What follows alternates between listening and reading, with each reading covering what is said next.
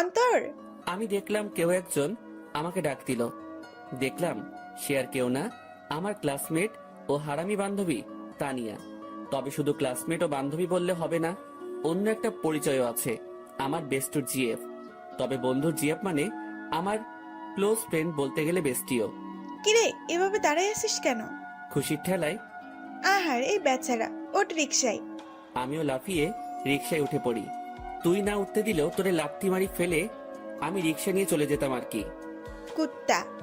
চুপ কুত্তি। আর মামা রিক্সা চালান, এদের কথা শুনে লাভ নাই। পাবনার পাগলি এতে। রিক্সা চলতেছে আপন গতিতে, আর আমরা রিক্সায় যুদ্ধ করতে ব্যস্ত। রিক্সা ঠিক আমাদের কলেজের গেটে থামে। ওই কুত্তা, ভাড়া দে। দিমু তো গতকালকে। যা, আমি দিচ্ছি, কিপটা কোথাকার। তারপর তানিয়া ভাড়া দিয়ে দেয়। আমি তো মহা খুশি, টাকা বাঁচাইছি। একটা মাত্র কারণে তোকে সহ্য করতেছি, শুধু কাজটা শেষ হোক ব্যাস। যা তোর কাজ করবো না আমি, মুড়ি খা। তারপর তানিয়ার সাথে ক্লাসের দিকে যেতে লাগি। ক্লাসে যেতেই আমরা দেখলাম স্যার ক্লাস করাতেছে। বাহ, এত তাড়াতাড়ি আসলেন? কি করে আপনারা? না মানে স্যার, রিক্সার চাকা পাংচার হয়ে গেছে, তাই দেরি হয়ে গেছে স্যার।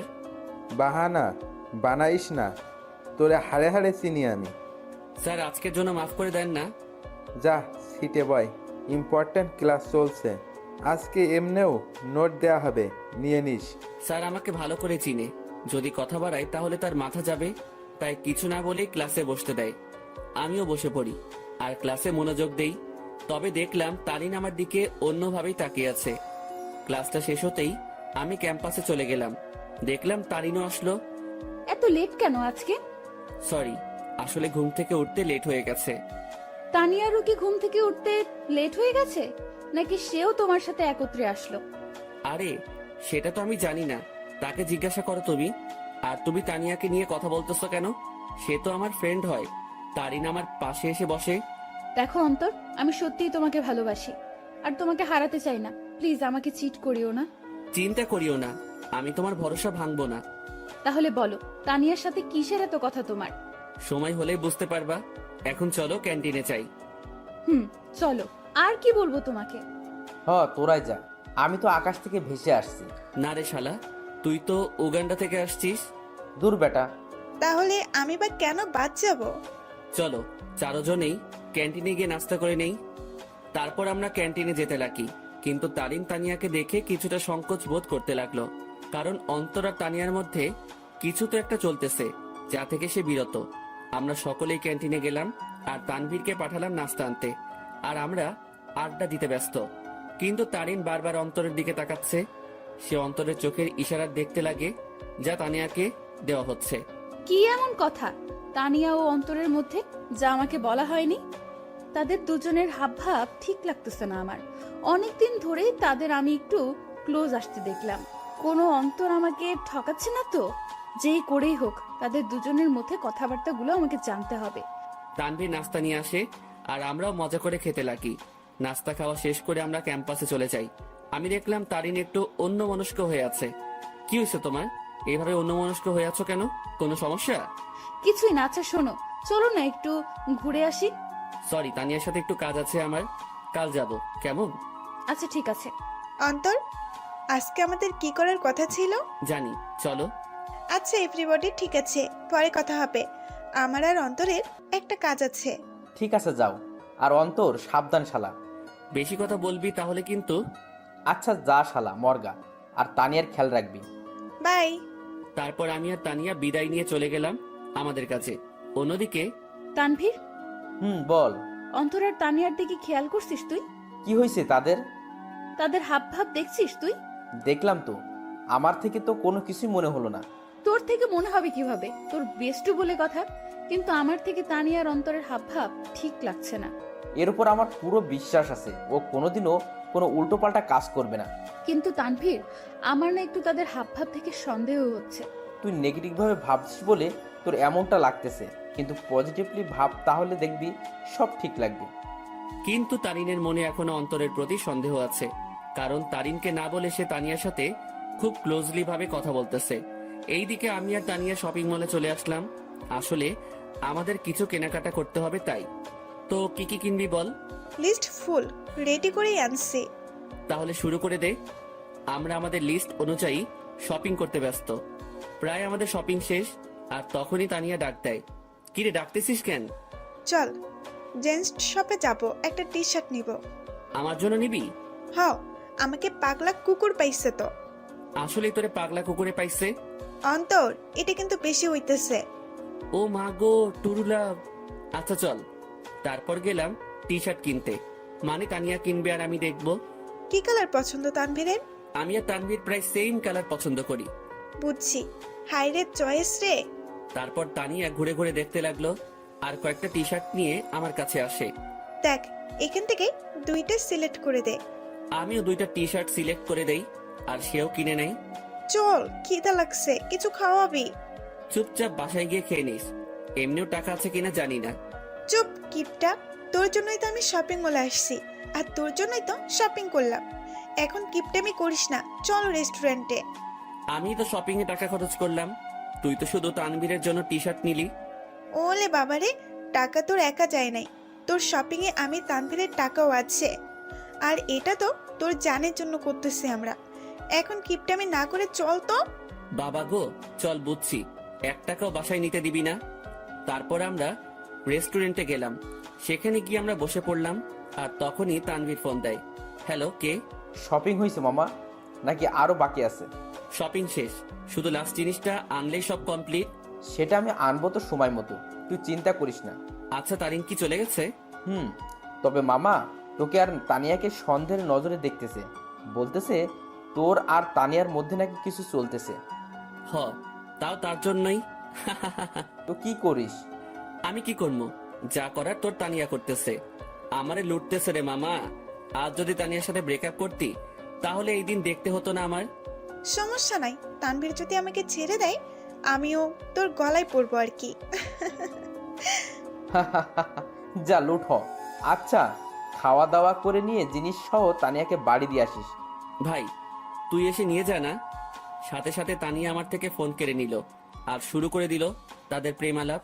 আর আমি বেচারা আমারটার জন্য মরতেছি। তানিয়া তানভীরের কথা শেষ, আর আমাদেরও খাবার চলে আসে। অন্যদিকে তারিন ও তার কিছু বান্ধবীদের নিয়ে একই রেস্টুরেন্টে আসে, যেখানে অন্তর ও তানিয়া উপস্থিত। তারিন, দেখ তো, এটা অন্তর ভাইয়া না? তারিন অন্তরকে তানিয়ার সাথে দেখে প্রায় অবাক হয়ে গেল। তারিন দেখতে লাগলো তানিয়া আর অন্তর হেসে হেসে কথা বলতেছে আর খাবার খাচ্ছে। তারিন তার মোবাইলটা বের করে অন্তরকে কল দেওয়ার জন্য।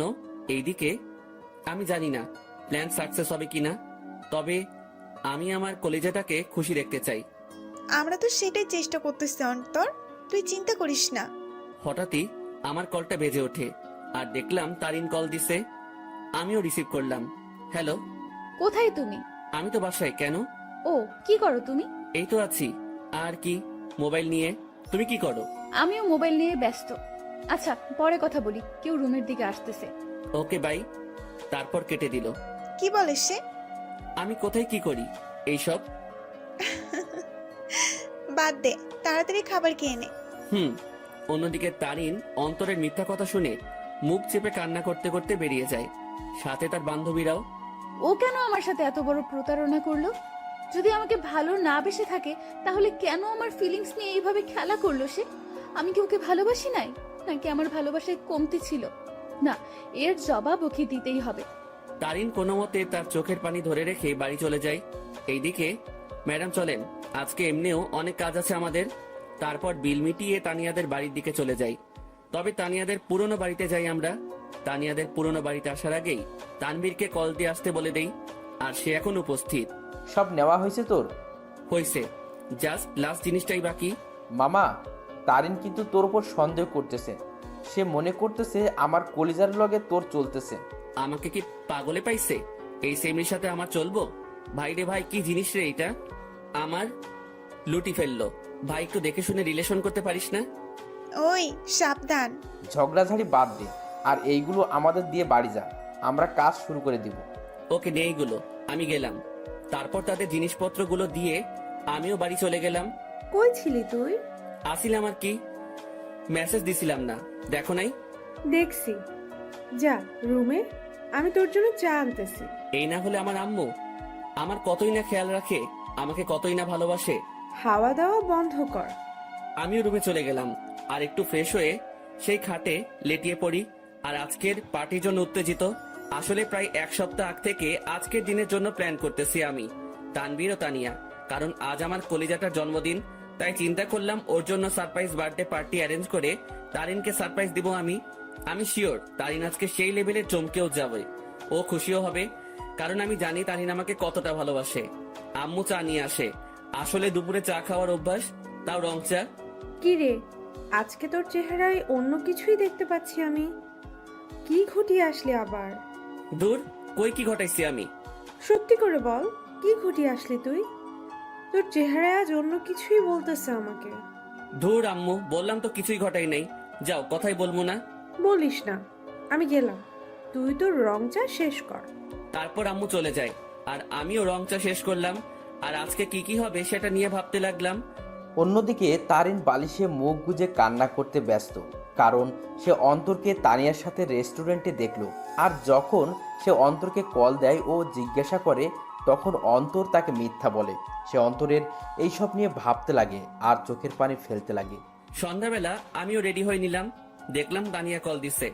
হ্যাঁ বল। কই তুই আসবি না? আমি না আসলে আমার তারিনকে কেক কে খাওয়াবে, ও লাগাবে? আচ্ছা, তানভীর কি গেছে কেক আনতে? তুই তাড়াতাড়ি আয়। বলেই কল কেটে দিল। আমিও মোবাইল আর ওয়ালেট নিয়ে বাসা থেকে বেরিয়ে পড়লাম। আমি চলে গেলাম সেই জায়গায়, সেখানে আমাদের বার্থডে পার্টি হবে। আর সেটা হলো তানিয়াদের পুরনো বাড়ি। আসলে তানিয়ার পরিবার আমাদের চিনে, আর তানিয়া ও তানভীরের বিয়েও ঠিক হয়ে আছে। কারণ তানিয়া ও তানভীরের বাসায় তাদের সম্পর্ক মেনে নেয়। আমিও দরজার কাছে গিয়ে নক দেই।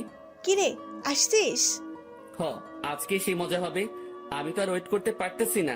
ভেতরে চল তো। আমিও ভিতরে চলে যাই। অন্যদিকে তানিনের বান্ধবী নিশু দেখে অন্তর ও তানিয়ার কথাবার্তা শুনে অবাক হয়ে যায়। এটা আমি কি শুনলাম?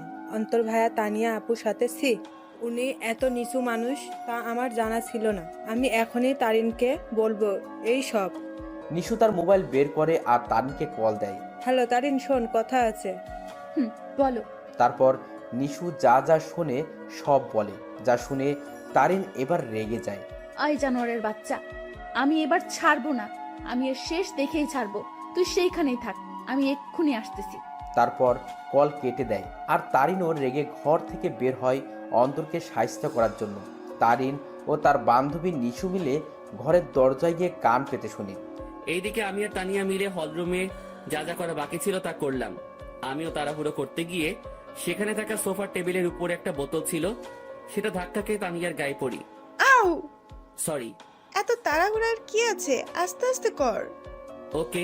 অন্যদিকে তারিন তাদের কথাগুলো শুনে মুখ চেপে কান্না করতে লাগলো। আর নিশু প্রায় অবাক হয়ে গেল এই সব শুনে। অন্তর ভাইয়া এত নিজ আর নোংরা প্রজাতির মানুষ হবে তা কল্পনাও করতে পারি না আমি। কুত্তার বাচ্চা, জানোয়ার, নরপশু, তুই তো আজকে শেষ। তারপর তারিন জোরে জোরে দরজা নক করতে লাগে। এইদিকে মনে হয় ও চলে আসছে। ওরে আমার লজ্জাপতি, এত লজ্জা পাইস না। তোর লজ্জা দেখে না লজ্জাও ইনসাল্টেড ফিল করবে। কুত্তা, তোর সাথে কি এমন দুশ্মনী করলাম, কথায় কথায় ইনসাল্ট করিস? যা, দরজা খোল। আমিও গিয়ে দরজা খুললাম। দরজা খুলে থ হয়ে গেলাম, কারণ তারিন ও নিশু উপস্থিত। তোমরা সাথে সাথে তারিন আমার কলার ধরে আমাকে ছুঁড়ে মারে ফ্লোরে। কুত্তার বাচ্চা, জানোয়ার, শয়তান, বেয়াদব, লম্পট, বখাটে প্লে বয়, আমার সাথে কি করে এসব করতে পারলি তুই? সাথে সাথে তারিন তার জুতা খুলে আর আমার গালে মারতে থাকে। জানিস আমি তোকে কতটাই না ভালোবাসছি, কিন্তু তুই যে এমন হবি কে জানতো?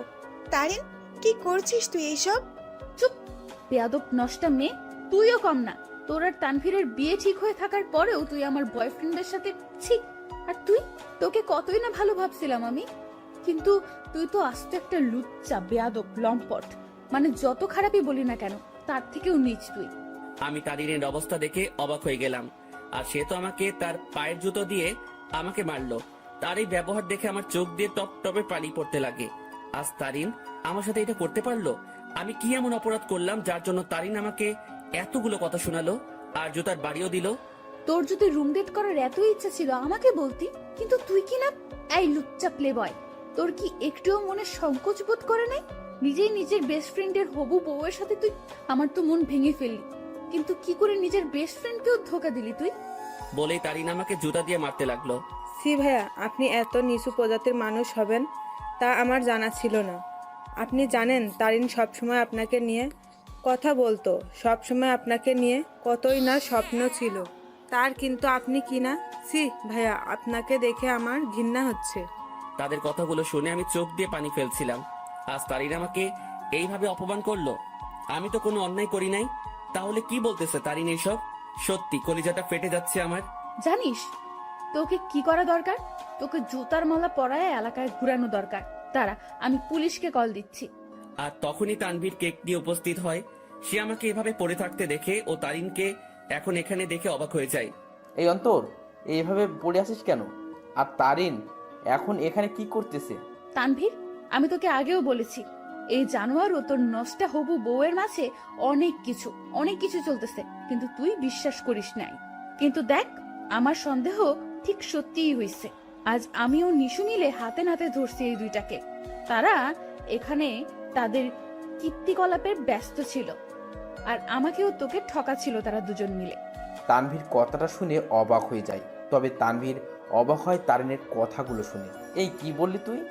অন্তর আর তানিয়ার মাঝে কি চলতেছে? দেখ তুই, তাদের দুইটাকেই তানিয়ার পুরনো বাড়িতে ধরছি আমরা। দেখ, পুরনো বাড়িতে এসে তারা তাদের প্রেম লীলা চালাচ্ছিল, কিন্তু আজ ধরা খেয়ে গেল দুই নষ্টা। সাথে সাথে তানভীর দিল তারিনকে কষে এক থাপ্পড় খেয়ে তারিন ফ্লোরে পড়ে যায়। দেখলাম তানভীর রেগে আছে। আমিও উঠে তানভীরকে ধরি। অন্তর, ছাড় আমাকে। এই মেয়ে কাকে কি বলতেছে? তারিন তানভীরের দিকে গাল হাত দিয়ে তাকিয়ে আছে, আর নিশো অবাক চোখে তানভীরের দিকে তাকিয়ে আছে। তানভীর আমার থেকে নিজেকে ছাড়াই নাই, আর তারিনের চুলের মুঠি ধরে দাঁড় করাই। এই, তুই কাকে কি বলছিস? আর কি বললি তুই? তারা এখানে এসে তাদের প্রেম লীলা চালাচ্ছিল, তাই না? আয় আমার সাথে তুই। তারিনের চুলের মুঠি ধরে হলরুম দেখাতে লাগে। এই দেখ, তারা আসলে কি করতেছিল। তোর জন্মদিন উদযাপন করার জন্য সে আজ থেকে 7 দিন আগে থেকেই তোকে খুশি করার জন্য আমাকে ও তানিয়াকে নিয়ে প্ল্যান করে। সে তোর হাসি মুখটা দেখার জন্য দেখ কি করছে। চারদিকে ভালো করে তাকিয়ে দেখো। তারিন ভালো করে দেখে পুরো হলরুম দেখে যা সম্পূর্ণভাবে সাজানো। সেখানে বেলুন, জরি কাগজ ও বিভিন্ন কাগজের কারুকার্য দিয়ে সাজানো। তারপর তানভীর তারিনের চুলের মুঠি ধরে বার্থডে অলবোর্ড দেখায়। কি, ওরা তো এখানে নষ্টামি করতে আসছে, তাহলে এই সব কোনো প্রয়োজন ছিল? উত্তর দে। তানভীর আবার তারিনকে চুলের মুঠি ধরে কেকের প্যাকেটের কাছে নিয়ে যায়। দাঁড়া, তাদের নষ্টমী আরও একটা নমুনা দেখায় বলেই সেই প্যাকেট খুলে দেখায়।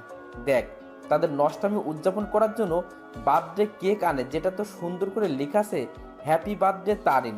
তারিন এই সব দেখে তাদের মনের মধ্যে অন্তরের বিরুদ্ধে যত সন্দেহ ঘৃণা ছিল সব দূর হয়ে যায়, আর সেই সেখানেই হাউমাউ করে কান্না করে দেয়। কিরে, এখন কান্না করতেছিস কেন তুই? আরও দেখবি তাদের নষ্টামির নমুনা। আসলে তোদের মতো মেয়েরা না ভালোবাসতেই জানে না। শুধু মুখে ভালোবাসি ভালোবাসি বললেই হয় না, মনে প্রাণে বিশ্বাসও করতে হয় ভালোবাসার মানুষকে। কিন্তু তুই কি করছিস? খালি সন্দেহ।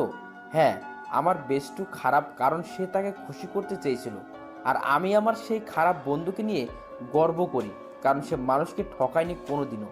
সে সব সময় সবাইকে হাসি খুশি দেখতে চায়, কিন্তু আড়ালে সে নিজেই কান্না করে যেত। কিন্তু যখন তুই তার জীবনে আসছিস, সে মনে করছিল সেও এখনো হাসি খুশি থাকবে, কিন্তু তুই আজকে তাকে সবচেয়ে বড় কষ্ট দিয়ে দিলি। হ্যাঁ, আমার বন্ধু জানোয়ার, কারণ সে তোকে হাসাতে চেয়েছিল, যার প্রতিদান আজ তুই দিয়ে দিলি। তানভীর, অন্তর কোথায়? নিশু, অন্তর কোথায়? নিশো চুপ হয়ে আছে। তানভীর সাথে সাথে বাইরে দৌড় দেয় অন্তরকে খোঁজার জন্য, কিন্তু অন্তরকে পায়নি সে। তারিন সেখানে কান্না করতে করতে বসে পড়ে। তারিন, ছি, তুই এত নিস মন মানসিকতার মেয়ে, তা আমার জানা ছিল না। কিভাবে তুই এ ভাবলি? অন্তর আমাকে বান্ধবী মানে তো ঠিকই, সাথে ও আমাকে মন থেকে সম্মানও দেয়। আর তুই কি না, অন্তর তোর জন্য কতই না কি করতে চাইছিল। সে চাইছে তোকে সারপ্রাইজ বার্থডে পার্টি দেব, কিন্তু তুই তাকে কি দিলি? অনেক অপমান ও জুতার বাড়ি। কি করে পারলি তুই এইসব ভাবতে? অন্তর তোকে কতটা ভালোবাসে তা আমি আর তানভীর ভালো করেই জানি, কিন্তু তুই ভালো যেহেতু বেসেছিস, তাহলে একটু ভালোবাসার মানুষকে বিশ্বাস করতে শেখ, সন্দেহ না। আমার মনে হয় না তুই অন্তরকে কোনো দিনও ভালোবেসেছিস, কিন্তু সে তোকে মনে প্রাণে ভালোবেসেই গেল। তানভীর বাইরে থেকে আসে। অন্তরকে পাইছো? না, তুমি একটু কষ্ট করে বাড়িতে খুঁজে দেখো তো। আর এই, তুই বের হ বাড়ি থেকে। তানভীর তারিনকে টেনে বাড়ি থেকে বের করে দেয়, সাথে নিশিও বেরিয়ে যায়। আর তানভীর ও তানিয়া মিলে পুরো বাড়ি খুঁজে দেখে, কিন্তু অন্তরকে খুঁজে পেল না। তারিন বাইরের রাস্তায় বসে বসে হাওমাও করে কান্না করতে লাগে। সে আজ তার সন্দেহের জন্য তার অতি প্রিয় একটা জিনিসের কাছে ঘৃণার পাত্র হয়ে গেল। কি করে আমার মাথায় এসব আসলো? কেন আমি অন্তরকে সন্দেহ করলাম? যে আমাকে বলেছিল আমাকে কোনোদিন ঠকাবে না, কিন্তু আমি তাকে বিশ্বাস না করে তাকে অনেক কথা শোনালাম, খুব জুতার বাড়ি দিলাম। ছেলেটা তো আমাকে হাসি খুশি রাখতে চেয়েছিল, কিন্তু আমিই ওকে কাঁদিয়ে দিলাম। বলে সে আরো কান্নায় ভেঙে পড়ে। এইদিকে আমি মেইন রোডে চলে আসলাম। আজ আমাকে আমার ভালোবাসা ভালোই একটা শিক্ষা দিল, আর বুঝিয়ে দিল আমি তার মনে কোনোদিনও জায়গা করে নিতে পারলাম না। আমি তার মনে বিশ্বাস জোগাতে পারলাম না। হয়তো আমারই ভুল ছিল, আগে তার মনে বিশ্বাস জোগানোটা দরকার ছিল। পরে না হয় তার জন্য কোনো কিছু করতাম। হয়তো আমার ভালোবাসায় কমতি ছিল, যার পরিণাম জুতার বাড়ি পেলাম। না, আর কোনোদিনও কাউকে ভালোবাসবো না, আর মনে আঘাত চাই না।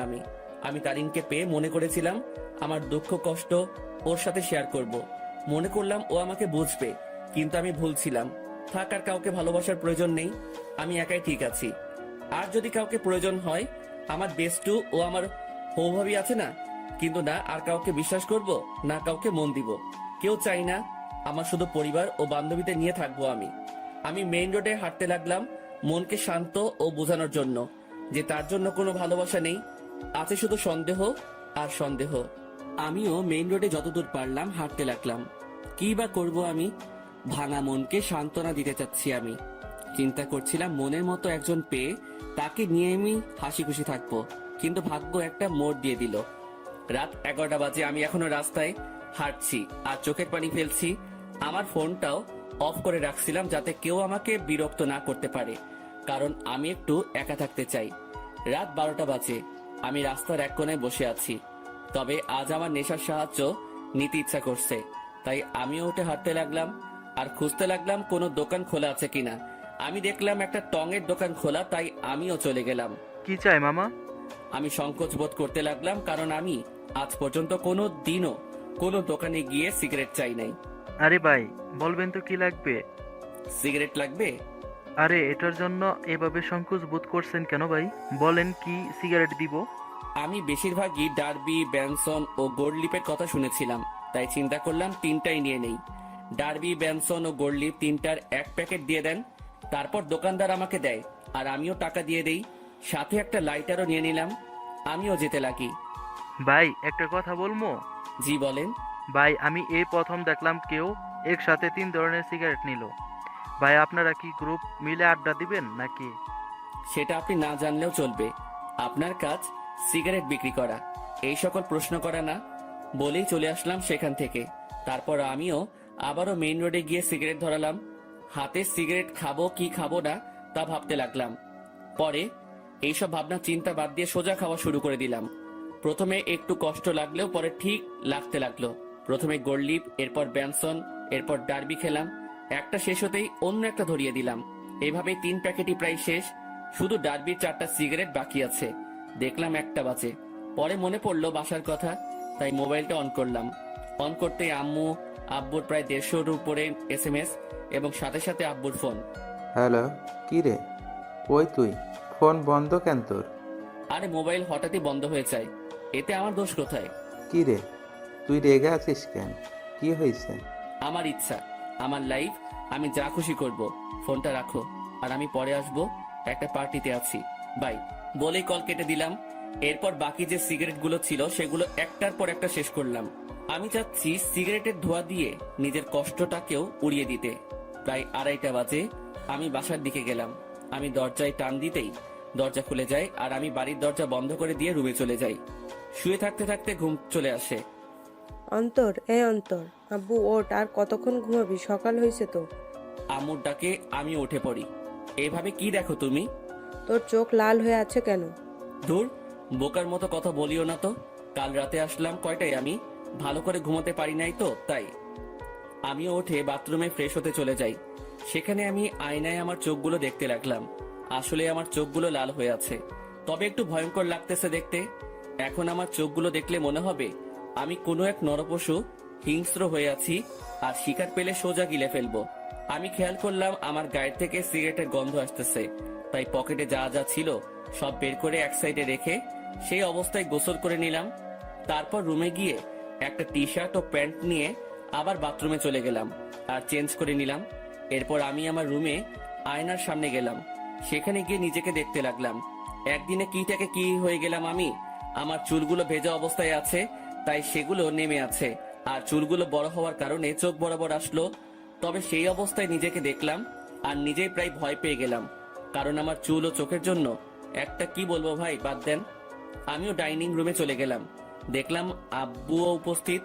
আমিও টেবিলে বসলাম। কি রে, কাল রাতে কই ছিলে? একটা ফ্রেন্ডের বাসায় বার্থডে পার্টিতে ছিলাম। আমাদের একটু বলে যাইতি, ভালো হইতো। আমাদেরকে চিন্তা হয় না তোর জন্য? সাথে সাথে টেবিলের উপর থেকে একটা গ্লাস নিয়ে ফ্লোরে আছাড় মেরে ভেঙে ফেলি। আমাকে পাইছোটা কি তোমরা? আমি কি মেয়ে নাকি যে আমাকে নিয়ে চিন্তা হয়? যদি এতই চিন্তা হয় তাহলে কেন বাইরের দুনিয়া দেখাইছো আমাকে? ঘরে আটকায় রাখলেই হইতো। আমার অবস্থা দেখে আম্মু আব্বু দুজনেই নিস্তব্ধ হয়ে গেল, আর আমিও টেবিল থেকে উঠে সোজা রুমে চলে গেলাম। তখন মনে পড়লো ফোনের কথা। আমিও ফোনটা হাতে নিলাম। দেখলাম তারিনের নাম্বার থেকে অনেকগুলো মিসড কল।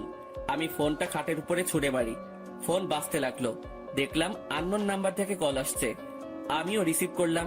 হ্যালো, আসসালামু আলাইকুম, কে বলছেন? হ্যালো, কোথায় তুমি? কলেজে আসো নাই কেন? দেখো, দোহাই লাগে, একটিবার দেখা করো আমার সাথে।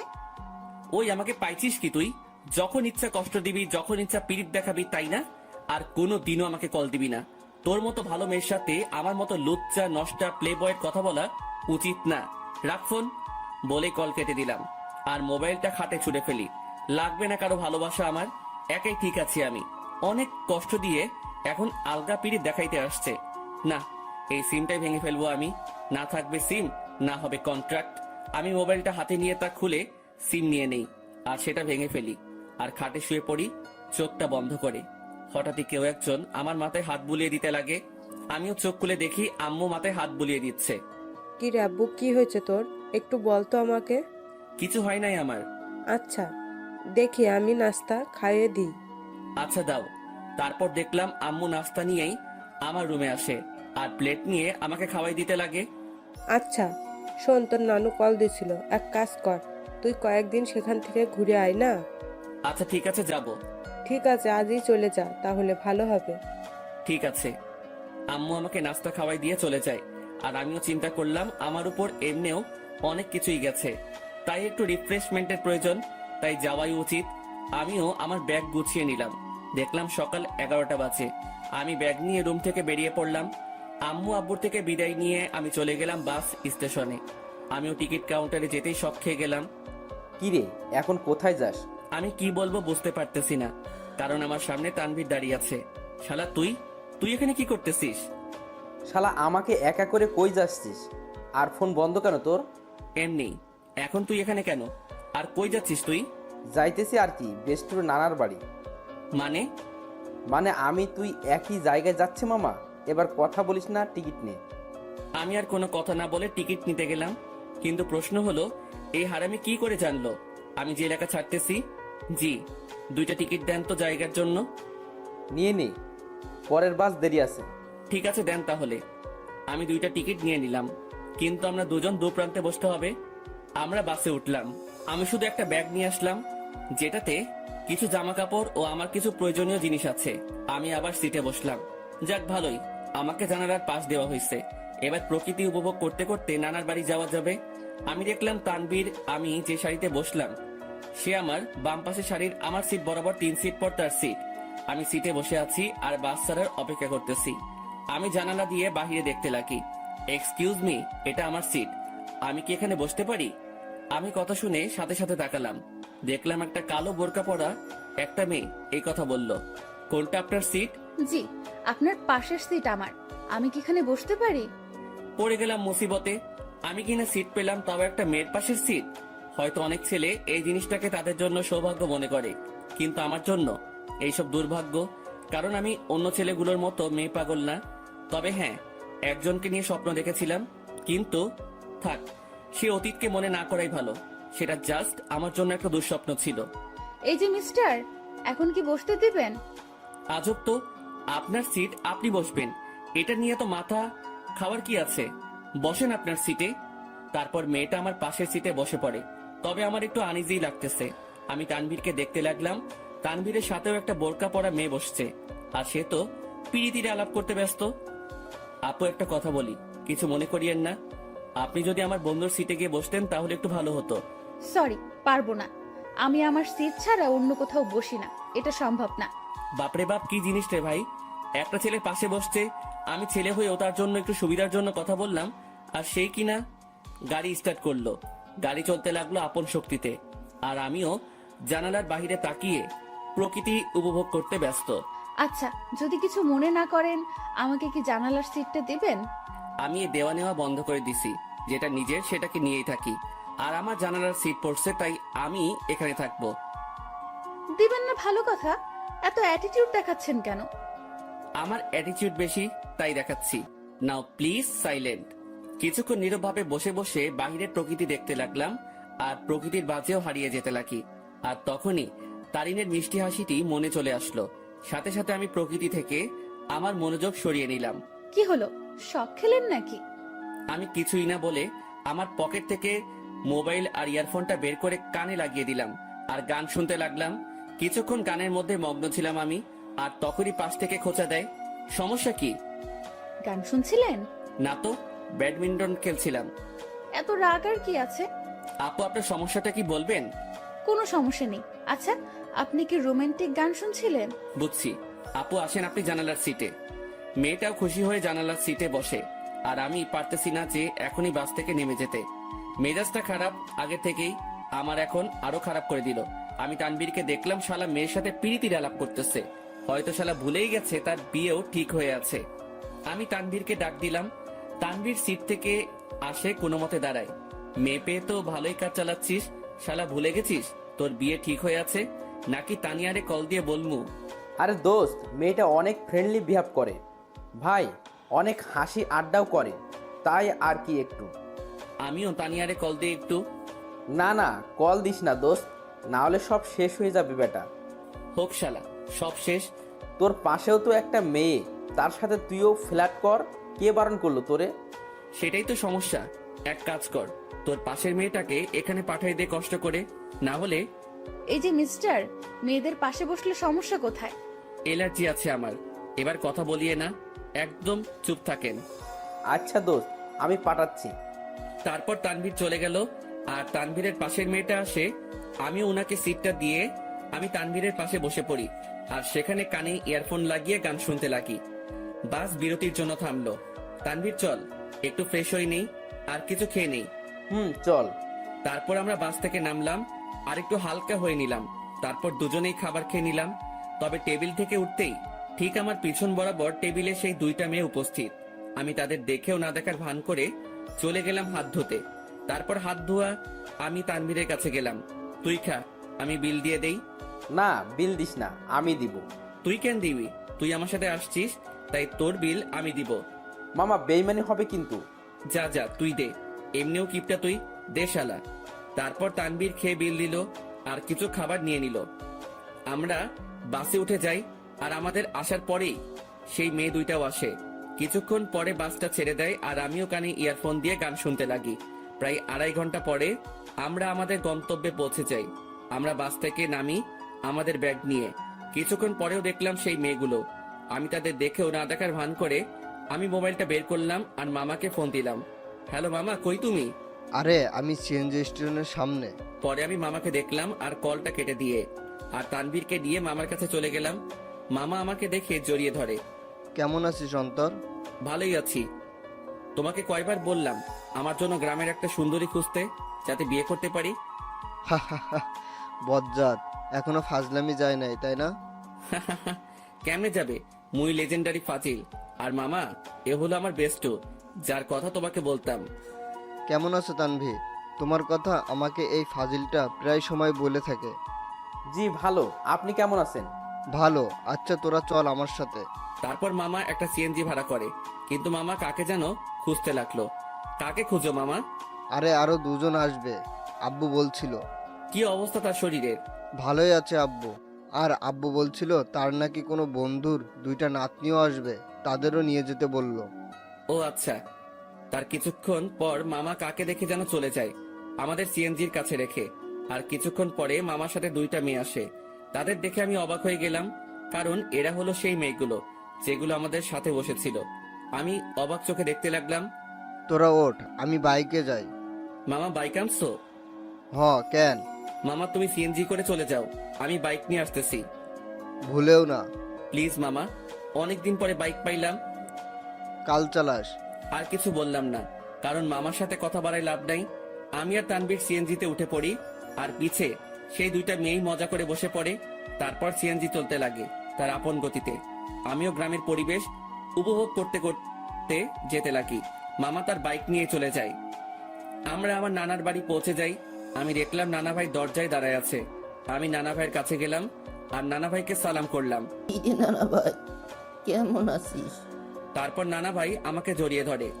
আমি তো ভালোই আছি, তবে তোমার খবর জিজ্ঞাসা করবো না, কারণ তোমাকে দেখে পাওয়ারফুল মানুষ মনে হচ্ছে। কি মনে করিস? আমার অনেক শক্তি বলেই তো 80 বছরে বেঁচে আছি। কিন্তু নানা ভাই, আমি তো শুনছি ভালো মানুষ তাড়াতাড়ি মরে, আর শয়তান নাকি অনেক বছর বাঁচে। চুপ বেটা, ভিতরে যা। আমারে ধমকায় লাভ নাই নানা ভাই। তারপর তানভীরকে আমার কাছে ডাক দিলাম।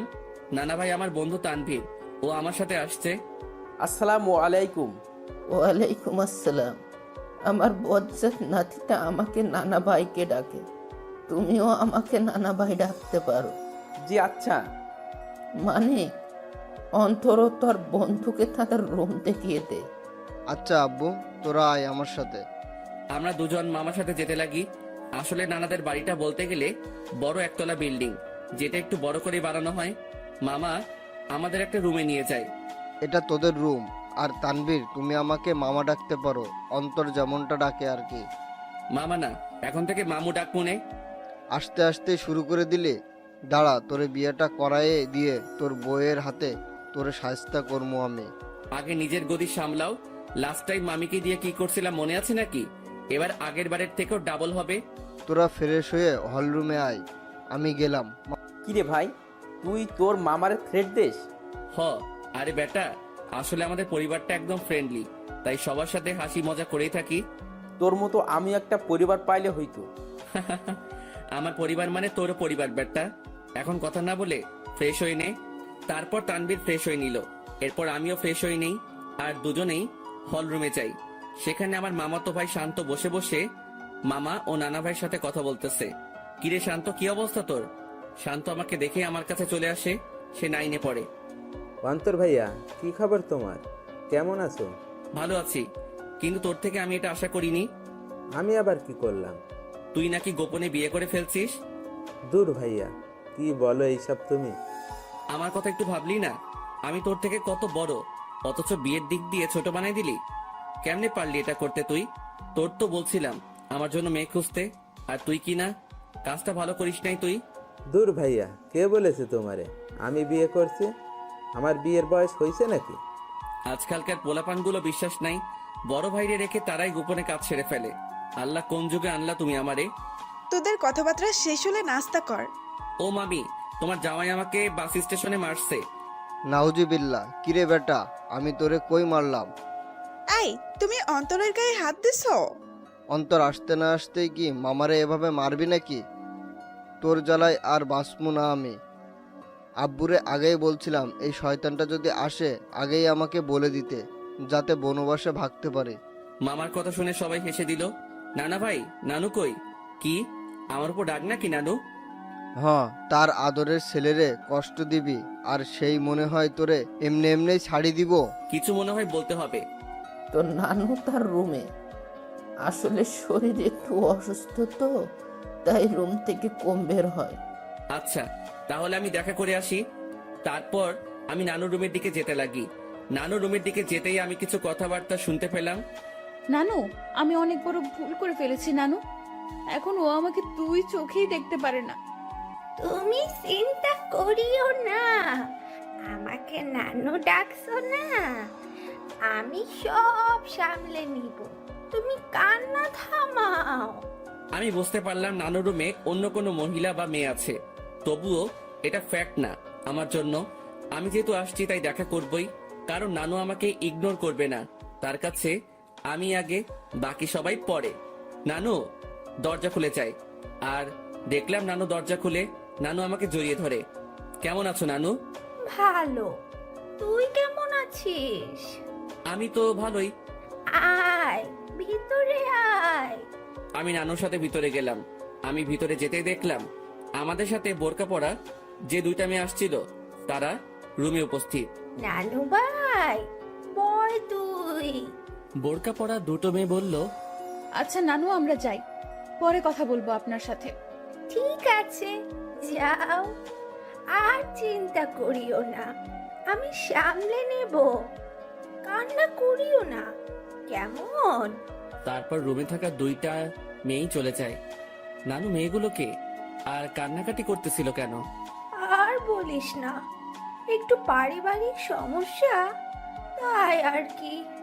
তো নানু ভাই, অবশেষে তোকে দেখলাম আমি, এবার শান্তিতেই মরতে পারবো আমি। নানু, কি উল্টাপাল্টা কথা বলো তুমি? এই সব বলা বাদ দাও তো। আচ্ছা নানু ভাই, বাদ দিলাম, এখন এটা বল, কেমন আছিস? আমি তো ভালোই আছি। তা তো দেখতেই পারতেছি, মনে অনেক কষ্ট নিয়ে সকলের সামনে ভালো আছিস দেখছি। মানে? কিছু না, বাদ দে। আমি নানুর সাথে নানুর রুমেই অনেকক্ষণ যাবৎ কথা বলি। অন্তর, একটা কথা শোন। জি নানু, বলো। মানুষ মাত্রই ভুল, তাই ভুল করবে, তাই বলে তাকে ক্ষমা করে দেওয়াই ভালো। কথাটা ঠিক বুঝলাম না নানু। আচ্ছা থাক, যা, রাত হইছে, খাবার খেয়ে নে। তুমি খাবা না? খাবো তো, তবে তোর মামি, আমি আর বাসায় আরো দুজন মেহমান আসছে, তাদের সাথে খাবো আর কি। আচ্ছা ঠিক আছে। তারপর আমি নানুর রুম থেকে চলে যাই আর হল রুমে যাই। সেখানে দেখি নানা ভাই, মামা ও তানভীর কথা বলতেছে। ভালোই তো, বহুত ভালো আলাপ চলতেছে মনে হয়। আমাকে দেখেই তারা হতাশ হয়ে যায়। বুঝলাম না কেন। আজব তো, এইভাবে কি দেখো? আমি কি ভূত নাকি? ভূতের চেয়ে কম নাকি তুই? এই মামু, মেজাজ খারাপ কইরো না, না হলে কিন্তু। কি করবি তুই? গ্রামের একটা মাইয়ারে কিডন্যাপ করে বিয়ে করে চলে আসমো।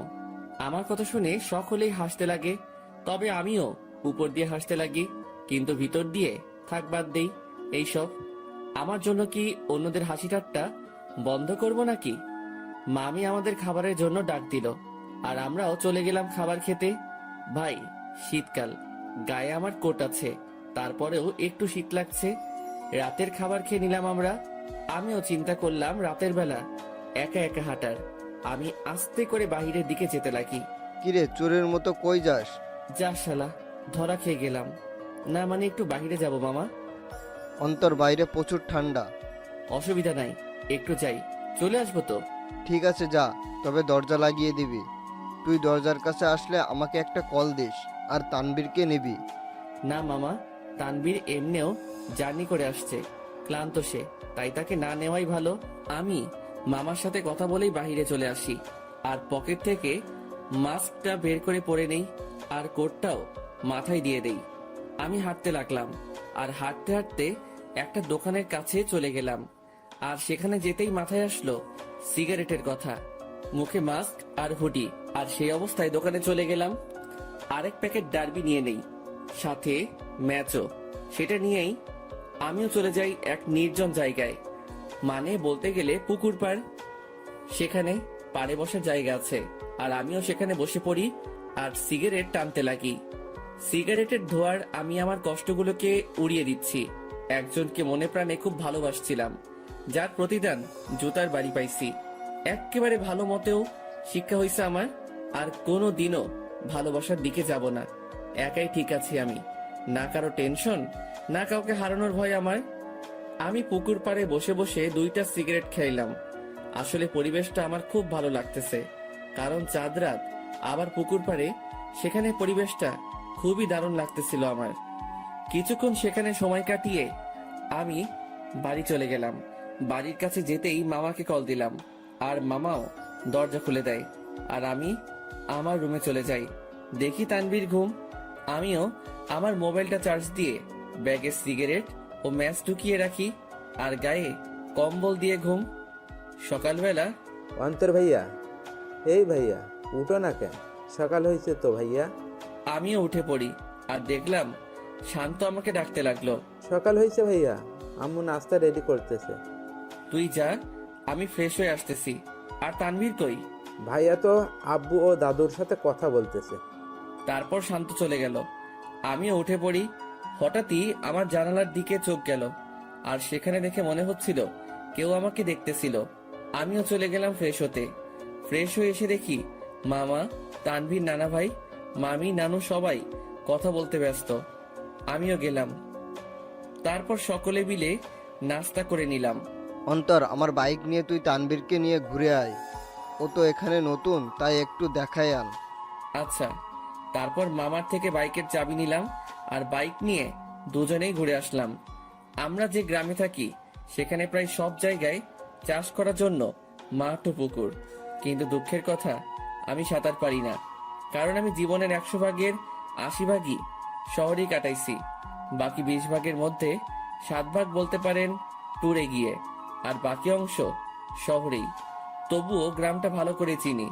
যতদিন গ্রামে ছিলাম ততদিন মামার সাথে গিয়ে গ্রামে ঘুরতাম। সকালবেলা আমি আর তানভীর অনেকক্ষণ ঘোরাঘুরি করলাম, আর দুপুরের দিকে আসলাম।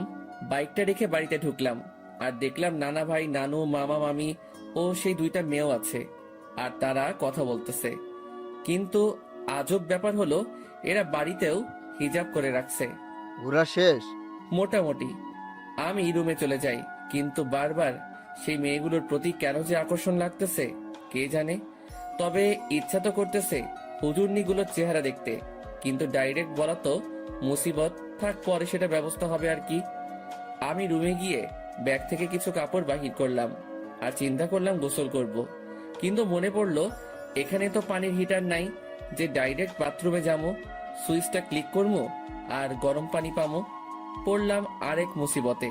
কেমনটা লাগে, ধুর, মামিকে বলবো গরম পানি করে দিতে। আমি যখনই রুম থেকে বের হব তার আগেই মামি উপস্থিত উইথ গরম পানি।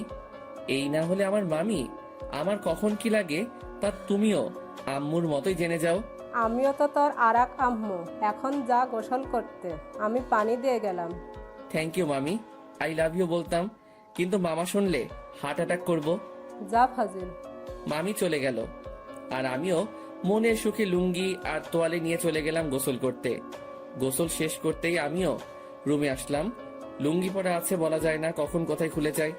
জীবনে 2টা কখন কোথায় খুলবে তা কেউ বলতে পারে না। 1 হলো কপাল, 2 হলো লুঙ্গি। আমার মনে হলো কেউ আমাকে দেখতেছে। আমিও জানালার দিকে তাকালাম, কিন্তু কেউ নাই। ভাই, বলা যায় না কখন কে এসে দাঁড়ায় থাকে, তাই প্যান্ট আর টি শার্ট বাথরুমে চলে গেলাম, আর সেখান থেকে চেঞ্জ করে আসলাম। আমি রুম থেকে বের হতেই এক হুজুরনি আমার সামনে এসে পড়ে। আমিও এড়িয়ে চলে যেতে লাগি, আর বাহিরে বাড়ির আঙিনায় রোদের মধ্যে দাঁড়ায় অনেক ঠান্ডা লাগতেছিল ভাই। বিশ্বাস করেন, শীতকালে শরীর ভিজা অবস্থায় কেউ গায়ে একটা ফু দেয় না, তা ব্রেকআপের চেয়ে কষ্টকর লাগে। তো আপনি এই বাড়ির লোক, তা আমাকে আগে বলতে পারলেন না? খালি খালি টেনশনে ছিলাম আমি। আমি পিছনে তাকালাম, কিন্তু চেহারা না দেখায় বুঝতে পারলাম না কে কোনটা, মানে কে কোন বোরকাওয়ালি। আমি কি জানতাম আপনি এখানে আসবেন? আজাইরা কথাবার্তা বলিয়েন না, এইসব আমি পছন্দ করি না। এত অ্যাটিটিউড ভালো না। আমি বুঝতে পারলাম এটা সেই বকবক রানী যেটা বাসে আমার মাথা খাইছে। আচ্ছা, এখানেও মুখ ঢেকে রাখলেন সেটা বুঝলাম না। আসলে এটাই তো আমাদের বাড়ির নিয়ম। পরপুরুষের সামনে আমরা চেহারা দেখাই না, তবে স্বামীকে দেখানো যাবে, এই নিয়ম আছে। আচ্ছা, আপনি কি ম্যারিড? না, আপনি? আমি ম্যারিড। তো আপনার ওয়াইফকে না আনবেন? বন্ধুকে আনলেন কেন? ও ওর বাবার বাড়িতে গেছে। তবে একটা জিনিস আমি খেয়াল করলাম, মেয়েটা এমন ভাবে কথা বলতেছে মনে হয় সে আমার সম্পর্কে জানে, ও আমাকে চিনে। তাছাড়াও তার ভয়েসটা একটু একটু মাথা খাচ্ছে আমার। আচ্ছা, আপনি থাকেন কোথায়? সরি, বলা যাবে না। আচ্ছা, লাগবে না। আমি খেয়াল করলাম মেয়েটা আমার সাথে কথা বলতেছে তো ঠিকই, মানে তার কথার মধ্যে আমি অন্য একরকম কিছু পাচ্ছি। মামি আসে আর আমাদের খাবারের জন্য ডাক দেয়। আমিও চলে যাই। সেখানে দেখি মামা, তানভীর, নানা ভাই উপস্থিত ও তারা বসে বসে কথা বলতেছে। কিসের এত আলাপ তোমাদের? মনে হয় কোনো বড় ধরনের গন্ডগোল পাকানোর প্ল্যান চলতেছে তোমাদের। বিয়ের। কি? কার বিয়ে? কখন? কোথায়? কোন টাইমে? দাওয়াত দিছে তো? আমি কিন্তু যাবো। শালা তোর অভ্যাস চেঞ্জ হইল না। আরে বেটা, ফ্রি খাবার কেমনে মিস করবো বেটা? ও মামা, বলো না কার বিয়ে? আমি বিরিয়ানির চান্স মিস করতে চাচ্ছি না। তোর বিয়ে? কি? এবার খা নিজের বিয়ের বিরিয়ানি। মেজাজটা এখন 440 হয়ে গেল কিন্তু। আরে তোরা থাম তো। তারপর সবাই মিলে দুপুরের খাবার খেয়ে নিলাম। অন্তর, আজকে একটু বাজারে যাব, কিছু কিনতে হবে, তুই যাবি? আচ্ছা, গেলাম আর কি, সাথে তানভীরকেও নিয়ে নিব। আচ্ছা ঠিক আছে। অন্তর, আপুর সাথে কথা বলেছিলি? হুম, সকালে বলছিলাম যখন তানভীরকে নিয়ে বের হয়েছিলাম, তখন আম্মু কল দিছিল। আচ্ছা শোন, তোরা বাজারে যাবি ভালো কথা, আমার ওষুধ আনতে ভুলিস না। জি আব্বু। তবে আমি যাব না রে, আমার একটু শরীর খারাপ লাগতেছে। আচ্ছা ঠিক আছে, তুই রেস্ট নে, আমি আর মামা যাব। তো মামা, কখন যাবা? এই বিকাল করেই যাব। আচ্ছা। তারপর আমি আমার রুমে চলে গেলাম। সেখানে গিয়ে কিছুক্ষণ রেস্ট করে নিলাম। বিকেলবেলা আমি মামার সাথে বাজারে যাওয়ার জন্য রেডি হচ্ছি। আসলে কোট নিয়ে নিচ্ছি, যাতে যদি আসতে দেরি হলেও ঠান্ডা সহ্য করতে না হয়। মামা বাইক নিয়ে দাঁড়ায় আছে, আমি বাইকে বসলাম। কিরে, বাইক চালাবি? না মামা, তুমি চালাও। তারপর মামা বাইক চালাতে লাগে আর আমিও বাইকে বসে আছি। বাইক চলতেছে আপন গতিতে আর আমি বাইকে চড়তেছি আর গ্রামের প্রকৃতি উপভোগ করতে ব্যস্ত। কিছুক্ষণ পরে আমরা বাজারে চলে আসি। মামা আমাকে নামিয়ে একটা জায়গায় বাইকটা রেখে আসে। আচ্ছা মামা, কি কি নিবা বাজার থেকে? ভাগিনা, অনেকদিন পরে আমাদের বাড়িতে আসছিস, সাথে তোর বন্ধু তানভীরকে নিয়ে আসছিস, তাই আব্বু আম্মু বলেছে তোদের দুজনের জন্য কিছু নিতে। মামা, কিছু লাগবে না আমাদের, তোমার অন্য কাজ থাকলে সেটা করো। আরে আয় তো তুই। মামা আমাকে টেনে নিয়ে যায় আর একটা পাঞ্জাবির দোকানে নিয়ে যায়। সেখানে আমি দাঁড়াই আছি আর মামা দোকানদারের সাথে কথা বলতে ব্যস্ত। অন্তর, এদিকে আয় তো। আমি মামার কাছে গেলাম। দেখ তো পাঞ্জাবিটা পছন্দ হয় কিনা। মামা আমাকে লাল কালারের পাঞ্জাবি দেখালো। মামা, লাল কেন? আমার তো বিয়ে না। বিয়ে হোক আর না হোক, কিন্তু এটা আমার পছন্দ হয়েছে আর আমি চাই বিয়েতে এটা তুই পরবি। তবে ভাগিনা, এটাতে তোরে বেশ মানাবে। আচ্ছা, তোমার পছন্দ হয়েছে তাহলে নাও। তারপর মামা পাঞ্জাবিটা নিয়ে নেয় আর আমাকেও বলে তানভীরের জন্য একটা পাঞ্জাবি দেখতে। আমিও তানভীরের জন্য একটা পাঞ্জাবি দেখি আর মামাও সেটা কিনে নেয়। হয়েছে মামা, এবার খুশি? এমন ভাবে কথাগুলো বললা মনে হয় আমাকে বিয়ে করানোর প্ল্যান করে আছো। সেটাই তো। কি? না মানে সেটাই তো, যাতে তোকে একটা বিয়ে করাই দিতে পারি। ধুর মামা, আপাতত একটু শান্তি দাও আমারে। বিয়ে করলে তো তোমার মতো হাল হবে আমার। আচ্ছা চল। আমি মামার সাথে যেতে লাগি। আমরা বাজারে হাঁটতে লাগলাম আর মামাও টুকিটাকি বাজার নিতে ব্যস্ত। আমিও মামার সাথে ঘুরে ঘুরে দেখতে লাগলাম। আর তখনই একটা শাড়ির দোকানে চোখ পড়লো, যেখানে বাহির থেকে একটা শাড়ি দেখা যাচ্ছিল যার রং ছিল গোলাপি। শাড়িটা দেখে তারিনের কথা মনে পড়লো আর তারিনের পছন্দের কালারও গোলাপি। যেদিন প্রথম তারিনকে দেখি, সে গোলাপি জামা পরে কলেজে আসছিল, যা দেখে প্রায় কলেজের সকলেই তার দিকে তাকিয়েছিল। আর আমি তো দেখেই লাট্টু হয়ে গেছিলাম। আর সেদিনই তারিনকে আমার ভালো লেগে যায়। এরপর তারিনের পিছেই পড়ে যাই আর প্রায় একটা সপ্তাহের মতো পিছে পড়েছিলাম।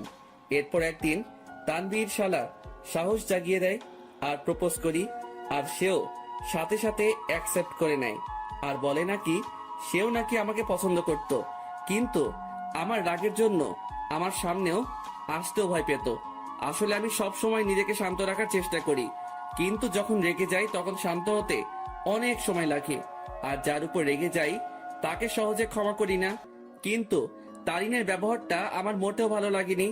আসলে আমি বুঝতে পারলাম তার মধ্যে আমার জন্য কোনো ভালোবাসাই ছিল না, জাস্ট ভালো লাগাই ছিল, যেটাকে আমি ভালোবাসা ভেবে বসেছিলাম। আর সেটাই আমার বড় ভুল ছিল। ভালোবাসা মানে একে অপরের প্রতি বিশ্বাস, ভরসা।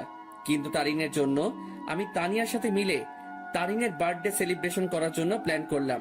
কিন্তু তারিন মনে করে বসেছিল আমার আর তানিয়ার মধ্যে কোনো কিছু চলতেছে। যদি তারিন আমাকে বিন্দু মাত্র বিশ্বাস করত তাহলে সেটা কখনোই মাথায় আনতো না। কিন্তু তারিনের মনে ভালোবাসা ছিল না, তাই সে আমাকে তানিয়ার সাথে মিশতে দেখে সন্দেহ করতে লাগলো। আমি মনে করেছিলাম তারিনকে তার বার্থডে পার্টির সারপ্রাইজ দিব, কিন্তু সেই আমাকে বড় ধরনের সারপ্রাইজ দিয়ে বসে আছে। তার জন্য আমি একটা সপ্তাহ শান্তিতে ঘুমাতে পারি নাই, কারণ আমি তারিনের জন্য তার পছন্দের জিনিসগুলো কিনতে আনতে ব্যস্ত। কারণ আমি তারিনকে খুশি দেখতে চাই। তার জন্য এত কিছুই করে শেষমেশ জুতার বাড়ি ও মিথ্যা অপবাদ পেলাম। সে না জেনেই আমাকে এভাবে আঘাত করলো। যদি তার মনে আমার জন্য বিন্দুমাত্র ভালোবাসা থাকতো তাহলে সে আমাকে সন্দেহ না করে আমার প্রতি বিশ্বাস রাখতো। কিন্তু সে থাক, যা হয়েছে ভালোই হয়েছে। আমিও উচিত শিক্ষা পেলাম আর বুঝতে পারলাম তারিন আমাকে কেমন ভালোবাসছিল। কিরে, কি ভাবছিস? কই কিছুই না। আচ্ছা নানা ভাইয়ের ওষুধ নিছো? নিব, কিন্তু তোর চোখে পানি কেন? আরে চোখে বালি ঢুকছে, সেটার জন্য। আমার সাথে আয়। আমি মামার সাথে গেলাম আর মামা একটা কলের কাছে নিয়ে যায় আর আমিও মুখ ধুয়ে নেই। আসলে তারিনের কথা মনে করতে করতে ওই দিনের ঘটনাটাও মনে পড়ে গেল আমার, তাই চোখেও পানি চলে আসে। সেদিন তারিন আমাকে যেভাবে মারলো আমি বুঝতে পারলাম সে কতটা ঘৃণা করে আমাকে। সে সত্যি না জেনেই আমাকে আঘাত করলো, যা থেকে বোঝা যায় তারিনের ভালোবাসা কত দূর। চল বাড়ি যাব, বাজার শেষ। নানা ভাইয়ের ওষুধ নাও। মামা চলে গেল ওষুধ নিতে আর আমাকে বাজারের ব্যাগ ও পাঞ্জাবির প্যাকেটগুলো দিয়ে গেল। আমিও সেগুলো নিয়ে বাইকের কাছে চলে গেলাম। আজ তারিনের কথা মনে পড়তে লাগলো, কিন্তু তাকে এখন আমি ঘৃণা করি। তার ভালোবাসার রূপ দেখলাম ভালো করেই। জানি না কোথায় আছে সে, কি করতেছে। দূর, এর কথা কেন ভাবতে লাগলাম? সে যেখানে থাক ভালো থাক, মোট কথা আমার থেকে দূরে থাকলেই ভালো। আমার আশেপাশেও যাতে এই মেয়েটাকে যেন না দেখি আমি। মামা ওষুধ নিয়ে আসে, তারপর মামা বাইক নেয় আর আমিও বসে পড়ি ব্যাগ নিয়ে। তারপর আমরা বাড়ি ফিরি। আমি ব্যাগগুলো ডাইনিং টেবিলে রেখে আমার রুমে চলে যাই। সেখানে বসে বসে আমিও মোবাইল নিয়ে ব্যস্ত, কিন্তু তানভীর রুমে ছিল না। শালা ঠান্ডার মধ্যে গেল কই? কিছুক্ষণ পরে মামি আসে আর নাস্তার জন্য যেতে বলে। আমিও মোবাইল চার্জে লাগিয়ে নাস্তা করতে চলে যাই। দেখলাম তানভীর উপস্থিত আর সে মামা ও নানা ভাইয়ের সাথে কথা বলতেছে। কিরে তানভীর, কই ছিলি তুই? আরে এমনি একটু বের হলাম আর কি। তারপর নাস্তা করি আর রুমে চলে যাই। সেখানে তানভীরও আসে। তোর নাম্বার বন্ধ কেন? কি বলিস? নাম্বার বন্ধ? কোনটা? কেন, শেষে 86 ওইটা? ও ওইটা? ওইটা তো নষ্ট হয়ে গেছে। নষ্ট হয়েছে নাকি তুই নষ্ট করছিস? আমি করছি। কেন, তোর কাছে আমার শেষে 68 ওয়ালা নাম্বারটা নাই? আছে তো। সেটাতে কল দিলে পাবি। আচ্ছা, তানিয়ার সাথে কথা হয়েছে তোর? আরে আরেকটু আগেও তো কথা বলে আসলাম তার সাথে। কি? আরে ফোনে কথা বললাম আর কি। তুই কি মনে করছিস তানিয়া এখানে আর আমিও তার সাথে ঘুরে ঘুরে কথা বলতেছি? আমি তো এটা মনে করি নাই। তুই এই কথাটা বললি কেন? আরে শালা, তুই তো এটাও ভাবতে পারিস, তাই আগে বলে দিলাম আর কি। আচ্ছা বাদ দে। আর শোন, তানিয়াকে আমার পক্ষ থেকে সরি বলে দিস ওই দিনের ঘটনার জন্য। আরে বেটা বলতে হবে না, আমি সামলে নিছি ব্যাপারটা।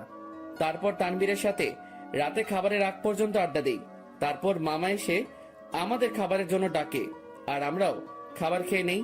এরপর রাতে আম্মু আব্বুর সাথে কথা বলে নিলাম আর মোবাইলে সকাল ভোরের জন্য অ্যালার্ম দিলাম, যাতে সকালে উঠে নামাজ পড়ে গ্রামের শীতকালে সকালের দৃশ্য উপভোগ করতে পারি। এরপর দিলাম ঘুম। সকাল ভোরে আমার অ্যালার্ম বেজে ওঠে আর আমিও উঠে পড়ি। আমার অ্যালার্ম শুনে তানভীর কিছুটা নড়ে ওঠে। আমিও অ্যালার্মটা বন্ধ করে দেই আর শালা আবার ঘুম। আমিও ফ্রেশ হয়ে নেই আর বাসার থেকে উজু করে নেই। এরপর দরজা খুলে আমিও চলে গেলাম মসজিদে ফজরের নামাজের জন্য। মসজিদে নামাজ শেষ করে এবার বেরিয়ে পড়লাম ঘোরার জন্য। চারিদিকে কুয়াশায় ঘেরা, সামনে কি আছে কেউ দেখতে পারবে না। আর গ্রামের পরিবেশে এটা একটা অসাধারণ ও মুগ্ধকর মুহূর্ত। তবে এটাই না, এখন সবচেয়ে আকর্ষণীয় জিনিস দেখার বাকি, যেটা প্রায় অনেকে দেখতে গ্রামে আসে। আর সেটা হলো শীতকালে সকাল ভোরে সূর্যোদয়। ভাগ্যিস আমি কোট শু পরে বের হইছি, না হলে এমনিও ঠিক না জমে কুলফি হয়ে যাইতাম। আমি হাঁটতে লাগি আর কিছু স্বপ্ন দেখছিলাম, সেইগুলো ভাবতে লাগি। একদিন এক শীতের সকালে তাকে নিয়ে হাঁটবো, একটা চাদরকে দুজনে ভাগাভাগি করে নিয়ে পড়বো, একে অপরকে ধরে সেই কুয়াশা ভরা রাস্তায় একে অপরকে নিয়েই মগ্ন থেকে হেঁটে যাব। তাকে নিয়ে শীতের সকালে সূর্যোদয় দেখব, আর সকালবেলা দুজনে ঠান্ডা ঠান্ডা খেজুরের রস খাবো। হয়তো এটা কোনোদিনও পূরণ হবে না, স্বপ্নই থেকে যাবে। থাক, কেউ লাগবে না আমার। আমার লাইফ আমি একা এনজয় করব। তার ভালোবাসার কোনো প্রয়োজন নেই আমার। তার ভালোবাসার নমুনা দেখলাম ভালো করেই। যার মধ্যে আমার জন্য বিন্দুমাত্র বিশ্বাস নেই, সে কি করে আমাকে ভালোবাসবে? ভালোবাসার মধ্যে বিশ্বাসের অবদান বেশি, কারণ একে অপরের প্রতি বিশ্বাসী ভালোবাসাকে আরো বাড়িয়ে তোলে। সূর্যোদয় শুরু হয় আর আমিও রাস্তায় দাঁড়িয়ে দেখতে লাগি। পকেটে হাত দেওয়া অবস্থায় সেই মুগ্ধকর দৃশ্য দেখতে ব্যস্ত আমি। সূর্যোদয় শেষ আর কুয়াশাও আস্তে আস্তে দেখা যেতে লাগে আর শেষ হতে লাগে। তাই আমিও চিন্তা করলাম, শীতের সকাল, দেখি যদি কোনো চায়ের দোকান পাই তাহলে 1 কাপ গরম চা খাওয়া যায়। আমিও হাঁটতে লাগি আর ভাগ্যক্রমে একটা চায়ের দোকানও পেয়ে গেলাম। আমিও সেখানে যাই। 1 কাপ চা দেন তো। জি দিচ্ছি, বসেন। আমি বসে আছি আর পকেটে হাত, কারণ হাত প্রায় ঠান্ডা হয়ে আসছে। এখন যদি তানভীরের পাশে থাকতো তাহলে আমার এই ঠান্ডা হাত তার পিঠে ঢুকাই দিতাম। প্রতি শীতেই সালারে এই চাকা দেই আমি। চা দিয়ে গেল আর আমিও পকেট থেকে হাত বের করে 2 হাত দিয়েই চায়ের গ্লাস ধরি। চায়ের গ্লাসের তাপ দিয়ে হাত গরম করতেছি আর একটু একটু চুমুক দিচ্ছি চায়ে। চা খাওয়া শেষ করলাম আর পকেট থেকে মানিব্যাগটা বের করে চায়ের বিল দিয়ে দিলাম আর সেখান থেকে চলে আসলাম। আমি বাড়ির দিকে যেতে লাগি। বাড়ি আঙিনায় যেতে দেখি সামনে একটা সিএনজি। মনে হয় বাড়িতে কেউ আসছে। থাক, যেই আসুক আমার কি। আমিও আস্তে করে বাড়িতে ঢুকে যাই আর নিজের রুমের দিকে চলে যাই।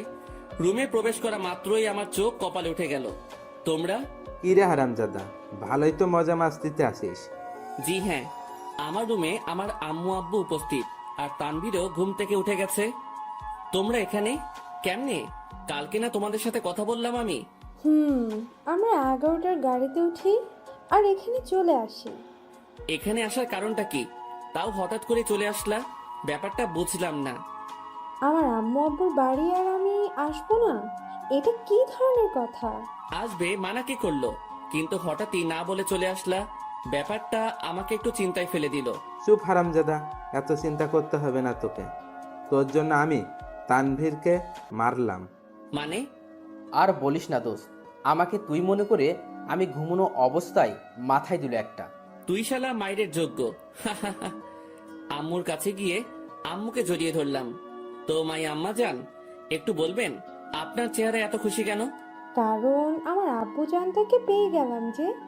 কেমন আছিস আব্বু? কোনো অসুবিধা হচ্ছে না তো?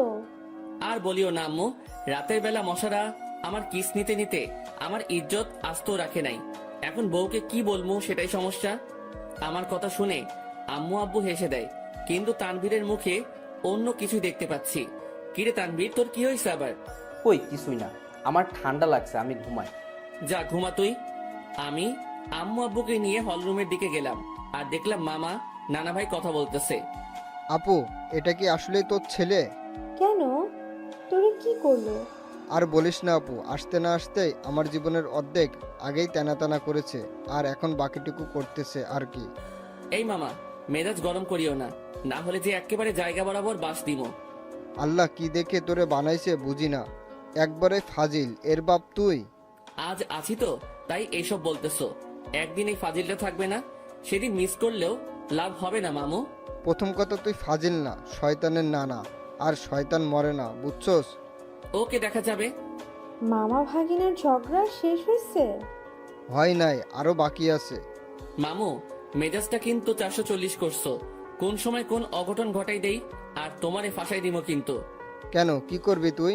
বেশি কিছু না, গ্রামে কোনো এক আন্টিকে টাকা দিয়ে ভাড়া করে আনবো। কেন, গ্রামের মহিলা এনে কি করবি? বেশি কিছু না, তারে বলবো তোমার জিএফ হিসেবে নিজেকে পরিচয় দিতে, বাকিটা মামি সামলাবে আর কি। কথাটা শুনে আব্বু আম্মু নানা ভাই হেসে দিল আর মামার মুখের রিয়াকশন দেখে আমার হাসি আসতেছে। মামা ফুল শক খেয়ে গেল। ওরে খোদারে, আমার জীবন শেষ করার জন্যই জন্মাইছে হারামজাদা বজ্জাত, কি জিনিস রে তুই? এই আপু, এটা কি আসলে তোর ছেলে? আমার সন্দেহ হচ্ছে, এটাকে মনে হয় ভুল করে নিয়ে নিচ্ছিস তুই। আম্মু আব্বু হাসতেছে কারণ তারা ভালো করে জানে মামা ভাগিনার কাণ্ড। এভাবে কিছুক্ষণ মজা করে রুমে চলে যাই। সকালে নাস্তার সময় আমরা সকলে একত্রে হই। আমি, আব্বু, মামা, নানা ভাই, শান্ত, তানভীর, আমরা সকলে নাস্তা করে নিলাম। অন্তর, তুই এমন কেন? আমি আবার কি করলাম? বাবা রে, তুই কি আমাদের কিছুই মনে করিস না? আরে কি হয়েছে? কান্না করতেছো কেন? সমস্যা কি একটু বলো তো? কি করলাম আমি? আমি আব্বুকে জড়িয়ে ধরলাম। যদি কোনো ভুল কিছু করে থাকি ক্ষমা করে দিও। আর ওই দিনের ব্যাপারটার জন্য সরি। আসলে মাথা ঠিক ছিল না, তাই কথা বলতে ইচ্ছে করতেছিল না। তাই রাগ করে টেবিল থেকে গ্লাস ফ্লোরে ছুঁড়ে মারি। আব্বু আমাকে খুব শক্ত করে জড়িয়ে ধরে। আমি বুঝতে পারলাম আব্বুর মনে কিছু একটা চলতেছে, কিন্তু কি তা বুঝতে পারতেছি না। আচ্ছা আব্বু, চলো একটু ঘুরে আসি দুজন মিলে। চল। আমি আব্বুকে নিয়ে গ্রামে ঘুরতে গেলাম আর দুপুর পর্যন্ত ঘুরলাম। এরপর বাসায় আসলাম। অন্তর, তুই সত্যি কি ভালো আছিস? তোর মনে কোনো কষ্ট নেই তো? আমাকে দেখে কি মনে হয় তোমার? আমি কষ্টে আছি? কষ্টে থাকলে কেউ তিরিং বিরিং করে ঘুরে বেড়ায় নাকি? মজা মস্তি করে নাকি? আল্লাহর রহমতেই ভালো আছি আমি। তবে তোমার কেন মনে হচ্ছে আমি ভালো নেই? না, এমনি।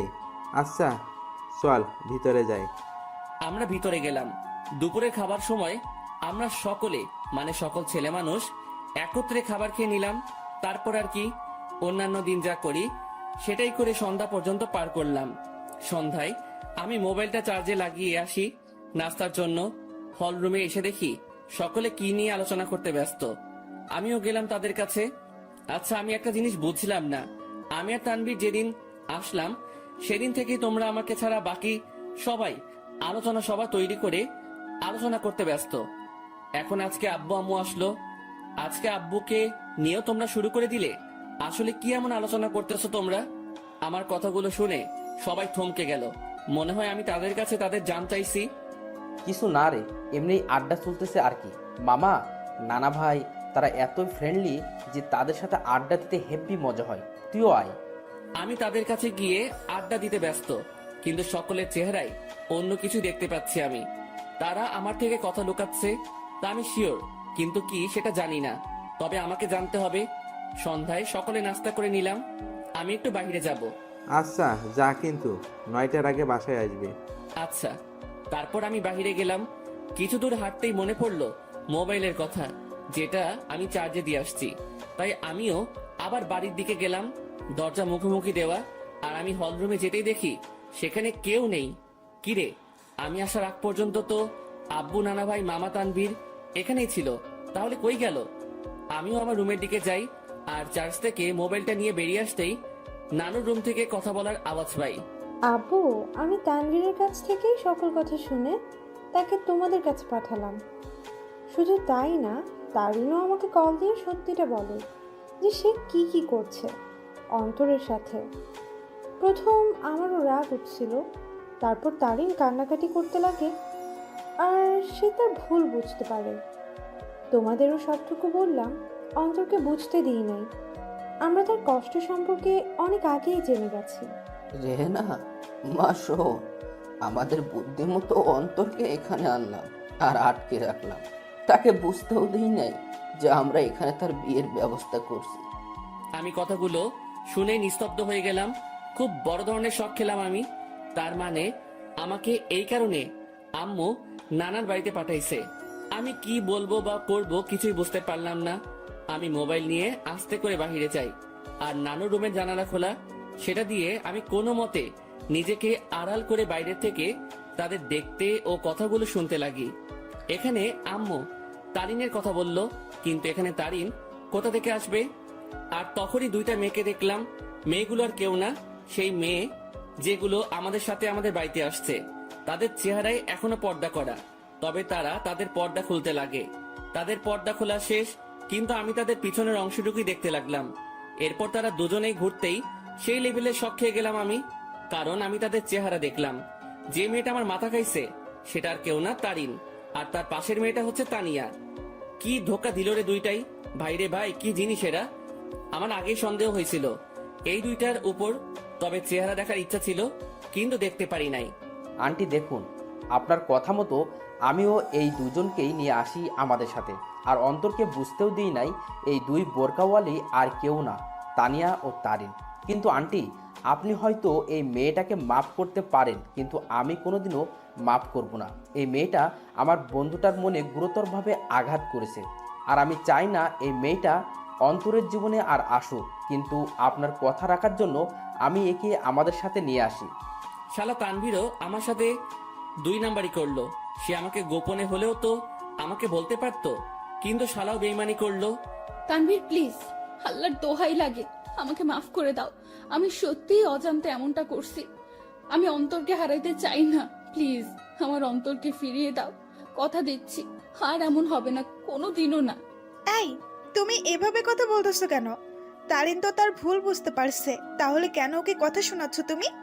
তুমি কি ভুলে গেছো এই মেয়েটা কি অপবাদ দিয়েছিল তোমাকে ও অন্তরকে?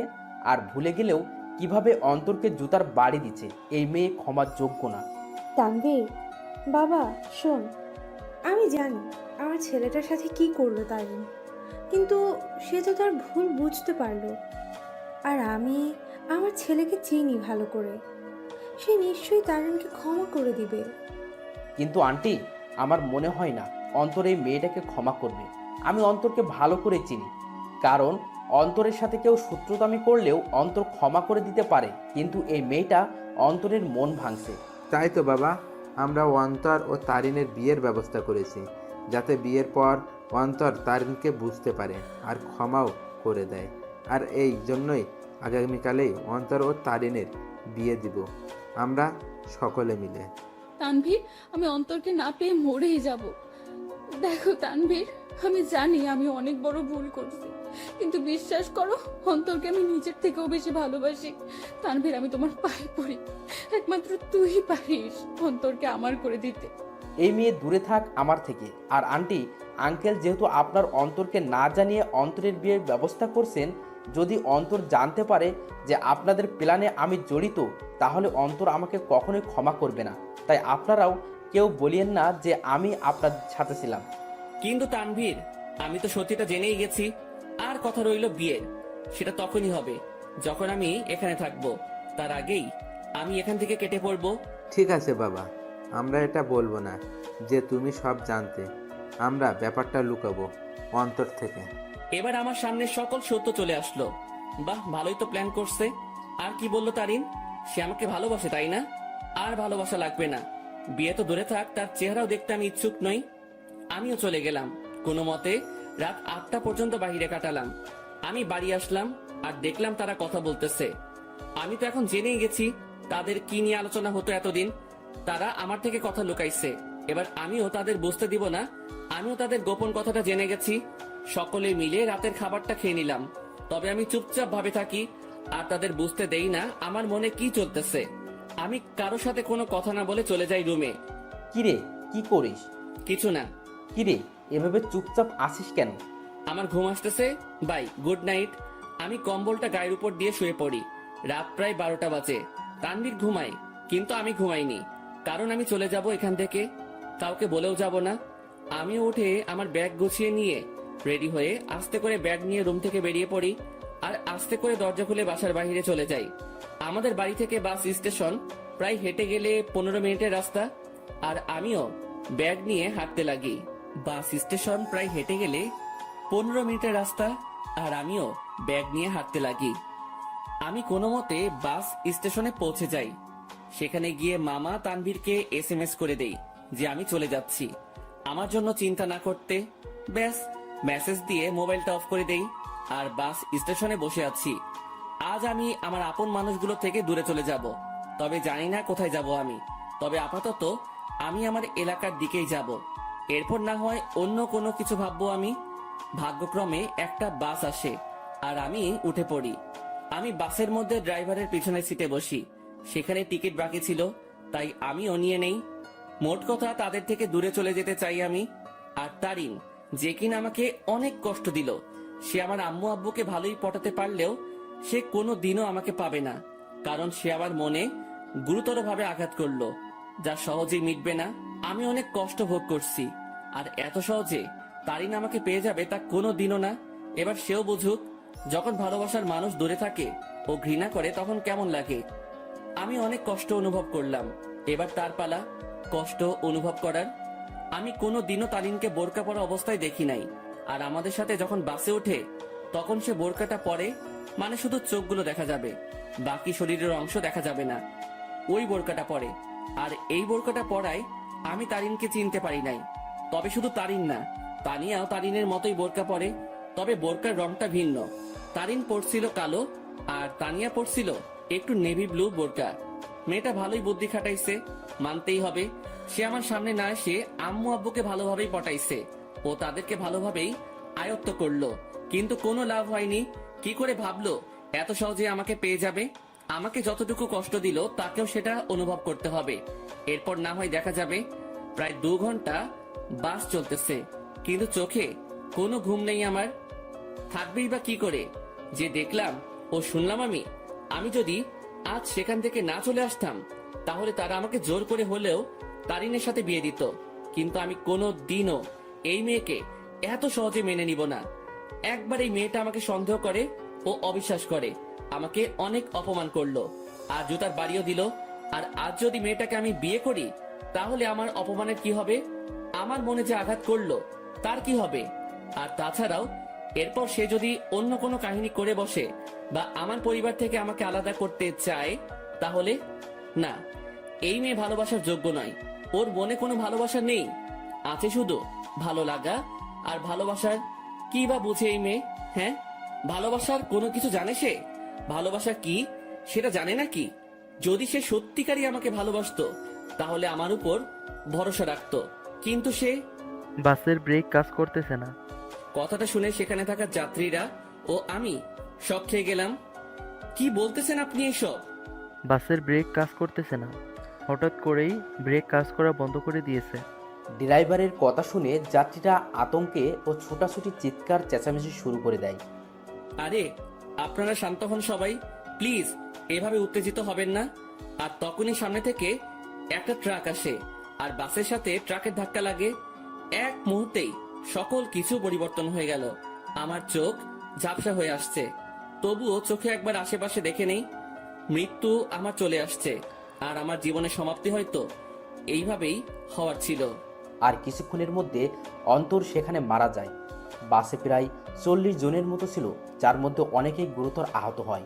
আর সামনে থাকা ড্রাইভারও শেষ। বাসটি সামনে স্টেশন থেকে যাত্রী নেওয়ার কথা ছিল, হয়তো আর যাত্রী নেওয়া হলো না। কিছুক্ষণ পরেই সেখানে উদ্ধারকর্মী ও অ্যাম্বুলেন্স আসে ও তাদের কাজ করতে ব্যস্ত। সকালবেলা তানভীরের মোবাইল বেজে ওঠে। হ্যালো। অপর পাশ থেকে কথা শুনেই তানভীরের মোবাইল হাত থেকে পড়ে যায়। তানভীর পাগলের মতো ব্যবহার করতে শুরু করে। আর তানভীর অন্তরের মামাকে নিয়ে সেও সকাল সকাল বেরিয়ে পড়ে। তানভীর ও অন্তরের মামা জায়গা মতো চলে যায়। তাকে একজন পুলিশ ফোন দেয় আর ঠিকানাটাও দেয় আর বলে সেখানে চলে আসতে, আর তানভীরও সেখানে চলে যায়। তানবীর, কি হয়েছে? তুই এখানে আনলি কেন? তানভীর চুপ হয়ে আছে। জি, আপনার নাম কি তানবীর? জি। আসুন আমার সাথে। আসলে ডেড বডির পকেট থেকে আমরা একটা মোবাইল পাই, আর সেটা অন করেই সেখানে আপনার নাম্বার দেখতে পাই, যেখানে লেখা ছিল তানবীর বেস্টো। তাই আপনাকে কল দিলাম। কার ডেড বডির কথা হচ্ছে অফিসার? আসুন আমার সাথে। পুলিশ তানভীর ও অন্তরের মামাকে একটা রুমে নিয়ে যায়, যেটাতে ডেড বডি শোয়ানো। সেখানে সাদা চাদর মোড়ানো একটি লাশের কাছে নিয়ে যায়। তানবীর, কি হয়েছে রে? কার কি হয়েছে? কিন্তু তানভীর নিস্তব্ধ। পুলিশ অফিসার সাথে সাথে সেই লাশের মুখ থেকে সাদা চাদরটা সরায়। সাথে সাথে অন্তরের মামা লাশ দেখে থমকে যায়, কারণ এটা তার ভাগ্নে অন্তরের ডেড বডি। এই তানবীর, এটা কে? দেখতে তো পুরাই আমাদের অন্তরের মতো লাগতেছে। তানভীরের সাথে সাথে সেই বডিটা ধরে চিৎকার করে কান্না করতে লাগে, কারণ আজ তার বন্ধু তার থেকে বহু দূরে চলে গেছে, যেখান থেকে আর কোনোদিনও ফিরবে না। এই অন্তর, এভাবে শুয়ে আছিস কেন? এই অন্তর, দেখ ভাই, এভাবে শুয়ে থাকিস না, কথা বল ভাই। এই তুই না আমাকে ভাই ডাকছিস, আর তুই না বলতি তুই আমার কথা শুনবি, তাহলে শালা এভাবে শুয়ে আছিস কেন? এই অন্তর। এই তুই কাকে অন্তর বলতেছিস তানবীর? আমাদের অন্তর তো বাসায়। আর তখনই অন্তরের মামার মোবাইলে কল আসে আর দেখে তার বোন কল দিছে। কি রে ভাই, কই গেছিলি? আর তানভীর, অন্তর কই? অন্তরের মামা এই কথাটা শুনে থমকে যায়, কারণ বলল অন্তর ওর বাড়িতে নেই। সাথে সাথে কল কেটে দেয় আর স্ক্রিনের দিকে তাকায়। সেখানে অন্তরের একটা মেসেজ দেখে। সেও সেটা দেখতে লাগে। সেখানে লেখা ছিল, মামা, আমি তোমাদের মনের গোপনের তথ্যটা জেনে গেছি, কিন্তু তোমরা আমার মনের অবস্থা জানো না। আপাতত আমি এই সব থেকে নিজেকে বিরত রাখতে চাই, কিন্তু বাড়িতে থাকলে আমি শিওর তোমার আমাকে বিয়ে দিয়েই ছাড়বা। তাই বাধ্য হয়ে আমাকে চলে যাইতেই হইতেছে। ভালো থাকিও আব্বু আম্মু, নানা ভাই, নানু, তানভীর, শান্তা, মামি আর তোমাদের বাসার সেই গেস্টগুলোর খেয়াল রাখিও, আর সাথে নিজেরও খেয়াল রাখিও, আর আমার জন্য দোয়া করিও। খোদা হাফেজ। তোমার জীবন তেনা তেনা কারি। অন্তর মেসেজটা দেখার সাথে সাথে সেও অন্তরের দেহটাকে ধরে কান্না করে দেয়। আপনারা একটা অ্যাম্বুলেন্স ভাড়া করে বাড়িতে নিয়ে যেতে পারেন। অন্তরের মামা একটা অ্যাম্বুলেন্স ভাড়া করে নেয় আর সেখানে অন্তরের দেহটাকে নিয়ে রওনা হয় তাদের বাড়ির দিকে। তাদের বাড়িতে পৌঁছালো। অন্তরের মামাকে দেখে অন্তরের আম্মু সেখানে তার ভাইয়ের কাছে যায়। কি রে ভাই, কই গেছিলি? আর তানভীর, অন্তর কই? কিন্তু তার ভাই চুপ হয়ে আছে। কি রে ভাই, কথা বলিস না কেন? আর আজকে তারিনের পরিবার আসতেছে, তাদের থাকার ব্যবস্থা কর। কি রে, কথা বলিস না কেন তুই? তখনই খেয়াল করে একটা অ্যাম্বুলেন্স তাদের বাড়ির দিকে আসতেছে। কি রে ভাই, বাড়িতে অ্যাম্বুলেন্স? কার কি হয়েছে আবার? কিন্তু তার ভাই নিস্তব্ধ হয়ে আছে, মুখে কোনো কথা নেই। বলতে গেলে জিন্দা লাশ যে জীবিত আছে, কিন্তু কথাবার্তা নেই। সাথে সাথে অন্তরের মামা তার বোনকে জড়িয়ে ধরে কান্না করে দেয়। কি রে মিলন, এইভাবে কান্না করতেছিস কেন? কি হয়েছে রে ভাই? আর তখনই তিনি দেখে সেই অ্যাম্বুলেন্স তাদের আঙিনায় এসে থামে। অ্যাম্বুলেন্স থেকে তানভীর বের হয়। তাকে দেখে সেখানে থাকা অন্তরের আব্বু আম্মু থমকে যায়। এই তানভীর, তুই অ্যাম্বুলেন্স থেকে নামলি যে? আর অন্তর কই রে? সে কি তোমাদের সাথে গেছে নাকি? নাকি তোরা সব বলে দিছিস তাকে? সাথে সাথে তানভীর তাকে জড়িয়ে ধরে কান্না করতে লাগে। কি রে তানভীর, কান্না করতেছিস কেন? আর অন্তর কই? তানভীর, কি রে বাবা, তুই আর মিলন মিলে এভাবে কান্না করতেছিস কেন? সেখানে থাকা একটা লোক মুখের থেকে চাদরটা সরায়। লাশের চেহারা দেখেই আঙিনায় উপস্থিত অন্তরের আম্মু, আব্বু, নানা ভাই, মামি সকলেই বড় ধরনের ঝটকা খেয়ে গেল। সাথে সাথে অন্তরের আব্বু আম্মু, নানা ভাই সেই লাশের কাছে গেল। আর তারা দেখলো তাদেরই অন্তরের সেই সাদা চাদর গায়ে মরিয়ে চোখ বন্ধ করে আছে। এই আব্বু, কি রে, তুই এভাবে শুয়ে আছিস কেন? কি রে, কি হয়েছে তোর? কথা বলিস না কেন? অন্তর, বাবা, কি রে, এভাবে এখানে শুয়ে আছিস কেন? কি হয়েছে তোর? কথা বলিস না কেন? এই তানভীর, আমাদের অন্তর কথা বলে না কেন? ওর কি হয়েছে? নাকি তোরা সব সত্যি বলে দিছিস বলে রাগ করে আছে আমাদের উপর? কি রে তানভীর, মিলন, কথা বলিস না কেন? অন্তর এইভাবে শুয়ে আছে কেন? কিন্তু তানভীর আর তাদের মিলন মামা কান্না করেই যাচ্ছে। কাল রাতে বাস অ্যাক্সিডেন্টে উনি মারা যান। কি যাতা বলতেছেন এগুলো? আমার ছেলে বাড়ি ছিল, ও কি করে? নাকি ফাইজলামি করতেছে এই বেয়াদবটা? আমার রাগ উঠে গেছে, কিন্তু এইসব নিয়ে কি ফাইজলামি করিস অন্তর? এইসব কোনো মজা করার ব্যাপার? উঠ বলতেছি, না হলে কিন্তু একটা মারও মাটিতে পড়বে না। তারা অন্তরকে অনেকবার জাগানোর চেষ্টা করলো, কিন্তু অন্তর তো আর জাগবে না। সে চির নিদ্রায় চলে গেল, যেখান থেকে আর ফিরবে না কোনোদিনও। আব্বু, কথা বলিস না কেন তুই? একটিবার কথা বল বাবা। কি রে আব্বু, কথা বল না। সাথে সাথে অন্তরের বাবা মা দুজনেই অন্তরের দেহটাকে জড়িয়ে ধরে কান্না করে দিল। তারিন আর তানিয়া বাড়ি থেকে বের হয়ে দেখে বাড়ির আঙিনায় অনেক মানুষ। কি রে, এখানে এত মানুষ? বিয়ে তো ঘরোয়া পরিবেশে হবে বললো, তাহলে এত মানুষ আর কান্নাকাটির আওয়াজ পাচ্ছি কেন? চল তো দেখি কি হয়েছে। তারপর তানিয়া ও তারিন সেখানে গেল। কি রে, আন্টি এভাবে কান্না করতেছে কেন? কি হয়েছে? আঙ্কেলও কান্না করতেছে। কি হয়েছে রে?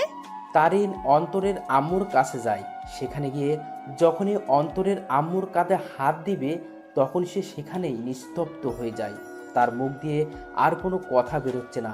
সেও সাথে সাথে সেখানে বসে পড়ে। আন্টি, অন্তর এভাবে শুয়ে আছে কেন? কি হয়েছে ওর? কিন্তু তারা সকলেই কান্না করেই যাচ্ছে। কি হলো আন্টি? অন্তর এভাবে শুয়ে আছে কেন? হাই অন্তর, তুমি এভাবে শুয়ে আছো কেন? কি হয়েছে তোমার? এইভাবে সাদা চাদর গায়ে কেন তোমার? হাই অন্তর, কথা বলো না কেন? আঙ্কেল আন্টি অন্তর এভাবে শুয়ে আছি কেন? কি হয়েছে? কথা বলতেছেন না কেন আপনারা? কিন্তু কারো কোনো মুখে কথা নেই, শুধু কান্না আর কান্না। হাই কলিজা, এভাবে শুয়ে আছো কেন? আমি জানি তুমি আমার উপর অনেক রাগ করে অভিমান করে বসে আছো, কিন্তু বিশ্বাস করো আমি সত্যি তোমাকে ভালোবাসি। হ্যাঁ, আমি অন্যায় করেছি তোমার সাথে, আর বিশ্বাস রাখি তোমার সাথে, কিন্তু আমি আমার ভুল বুঝতে পারছি। তাই একটিবার আমাকে সুযোগ দাও, আর কোনোদিন এমনটি করবো না। সত্যি বলতেছি তোমাকে। কি হলো, কথা বলো না কেন তুমি? হাই কলিজা, একটিবার কথা বলো না, আমি তোমার পায়ে ধরতেছি। এই আর একটিবার সুযোগ দাও আমাকে, দোয়াই লাগে তোমার। এইভাবে চুপ থেকো না প্লিজ। দেখো আমার কিন্তু ভয় লাগতেছে, আর তুমি এইভাবে চুপচাপ শুয়ে আছো কেন? কথা বলো না। দেখো এভাবে চুপচাপ থেকো না। আমার আর এমন ভুল আমি করবো না, সবসময় তোমার প্রতি বিশ্বাস রাখবো। হাই কলিজা, কথা বলো না কেন? কি হয়েছে তোমার? তারিন অন্তরের হাত ধরে উঠালো আর সাথে সাথে পড়ে যায়। আর তখনই তানিয়া এসে তারিনকে ধরে আর নিয়ে যেতে লাগে। এই তানিয়া, ছাড় আমাকে। আমার কলিজা কথা বলে না কেন? কি হয়েছে ওর? আমাকে ছাড় বলতেছি। তারিন, অন্তর আর কথা বলবে না রে। সে আর কোনো দিনও আমাদের সাথে কথা বলবে না, হাসি ঠাট্টাও করবে না। সে আমাদের একা করে দিল রে। রাগ তো আমার সাথে করলো, তাহলে তোরা একা কি করে হবি? আর দেখি, ছাড় আমাকে, আমি ওর কাছে যাব। ওইখানে শুয়ে আছে আমার উপর রাগ করে, আর আমার সাথে কথাও বলে নাই রাগ করে। দেখি, ছাড় আমাকে, আমি ওকে মানিয়ে নিব। দেখবি ও ও আমার সাথে কথা বলবে। ছাড় বলতেছি আমাকে। তারিন সেখানেই পাগলামো শুরু করে দেয়। সে কোনো মতেই বিশ্বাস করতে পারছে না তার অন্তর শুধু তাকেই না, সকলকে ছেড়ে চলে গেল ওপারে, যেখান থেকে আর কোনোদিনও ফিরবে না। তারিন পাগলামো করতে করতে জ্ঞান হারিয়ে ফেলে, আর তাকে ঘরের ভিতরে নিয়ে যাওয়া হয়। দুপুরবেলা জানাজা পড়িয়ে অন্তরকে নিয়ে যেতে লাগে তার চিরস্থায়ী স্থানে। আজ এক আব্বুর কাঁধে তার ছেলের লাশ, এক বন্ধুর কাছে তার ভাইস্বরূপ বন্ধুটির লাশ হয়ে শুয়ে আছে, আর এক হতভাগা মামা যার সাথে হাসি মজা করে বেড়ানো ভাগ্নিটার লাশের খাট বহি করে নিয়ে যাচ্ছে তার চিরস্থায়ী স্থানে। অন্তরকে কবরে শোয়ানো হয়, তাকে মাটি দেওয়া হয়। আজ সেই কবরে দাফন হয়ে গেল কারো ছেলে, কারো ভাগ্নে, কারো প্রিয় বন্ধু, আর কারো ভালোবাসা। সকলকেই সেখানে অন্তরের জন্য দোয়া করে চলে যায়। তবে সেখানে বসে বসে তিনজন হতভাগা মানসিক কান্নায় ভেঙে পড়ে বসে আছে। আজ অন্তরের মামা ভাবতে লাগে সেই দিনগুলো যখনই অন্তর তাকে জ্বালিয়ে বেড়াতো, কিন্তু আজ থেকে সেই মামাকে আর কেউ জ্বালাবে না। আজ এক বন্ধু তার সুখ দুঃখ ভাগ করা বন্ধুকে হারিয়ে ফেললো। আজ একজন বাবা তার শাসন করা ছেলেটাকে হারিয়ে বসে আছে। সব সময় অন্তরকে বকা দিয়ে বেড়াতো, কিন্তু আজ থেকে সেই বকাগুলো আর কাউকে দিতে পারবে না। অন্যদিকে তারিনের জ্ঞান ফিরে সে দেখে অন্তরের আম্মু কান্না করতেছে, আর তানিয়া তাকে সামলাতে সামলাতে কান্না করতে লাগলো। এই, তোমরা সকলে কান্না করতেছো কেন? আজকে না আমার আর অন্তরের বিয়ে, আর বিয়েতে তো মেয়েরা কান্না করে, তাহলে তোমরা ছেলের মা ছেলের বান্ধবী হয়ে কান্না করতেছো কেন? আরে যাও, তাড়াতাড়ি আমাকে রেডি হতে হবে। এই তানিয়া, তাড়াতাড়ি আমাকে রেডি করে দে, কাজী সাহেব চলে আসবে যে কোনো সময়। আর অন্তর রেডি হইছে, দেখ না। আর শোন, তানভীরকে বল না অন্তরকে রেডি হওয়া অবস্থায় একটু ছবি দিতে, আমি একটু দেখবো আমার কলেজাটাকে। তানভীরকে বল না অন্তরের ছবি দিতে, আমাকে রেডি করে দে। আমি শাড়ির আঁচল সামলাতে পারি না, কিন্তু ও বলছিল শাড়িতে নাকি আমাকে দারুণ মানাবে, আমি ওর জন্য শাড়ি পরবো। তারিন, কি হয়েছে? আর আন্টি, সরি আম্মু, একটু রেডি করে দাও না, কাজী সাহেব চলে আসবে তো, আমাকে আবার অন্তরকে মানাতে হবে। তারিন সেখানে পাগলের মতো ব্যবহার করতে লাগলো। তারিনকে অনেকবার বোঝানোর চেষ্টা করা হলো অন্তর অনেক দূরে চলে গেছে, কিন্তু সে তা কোনো মতেই মানছে না। তারা বুঝতে পারলো অন্তরের অকাল মৃত্যু তারুণের মাথার এফেক্ট করেছে, তাইও সে পাগলের মতো আচরণ করতে লাগলো। তারিনের পরিবারও আসে, সবাই মিলে তারিনকে সামলানোর চেষ্টা করে, কিন্তু তারিনের মুখে একটা শব্দ, অন্তর। কিন্তু সে আর কোনোদিনও ফিরবে না। এভাবেই সমাপ্তি ঘটল এক অসমাপ্ত ভালোবাসার। একটি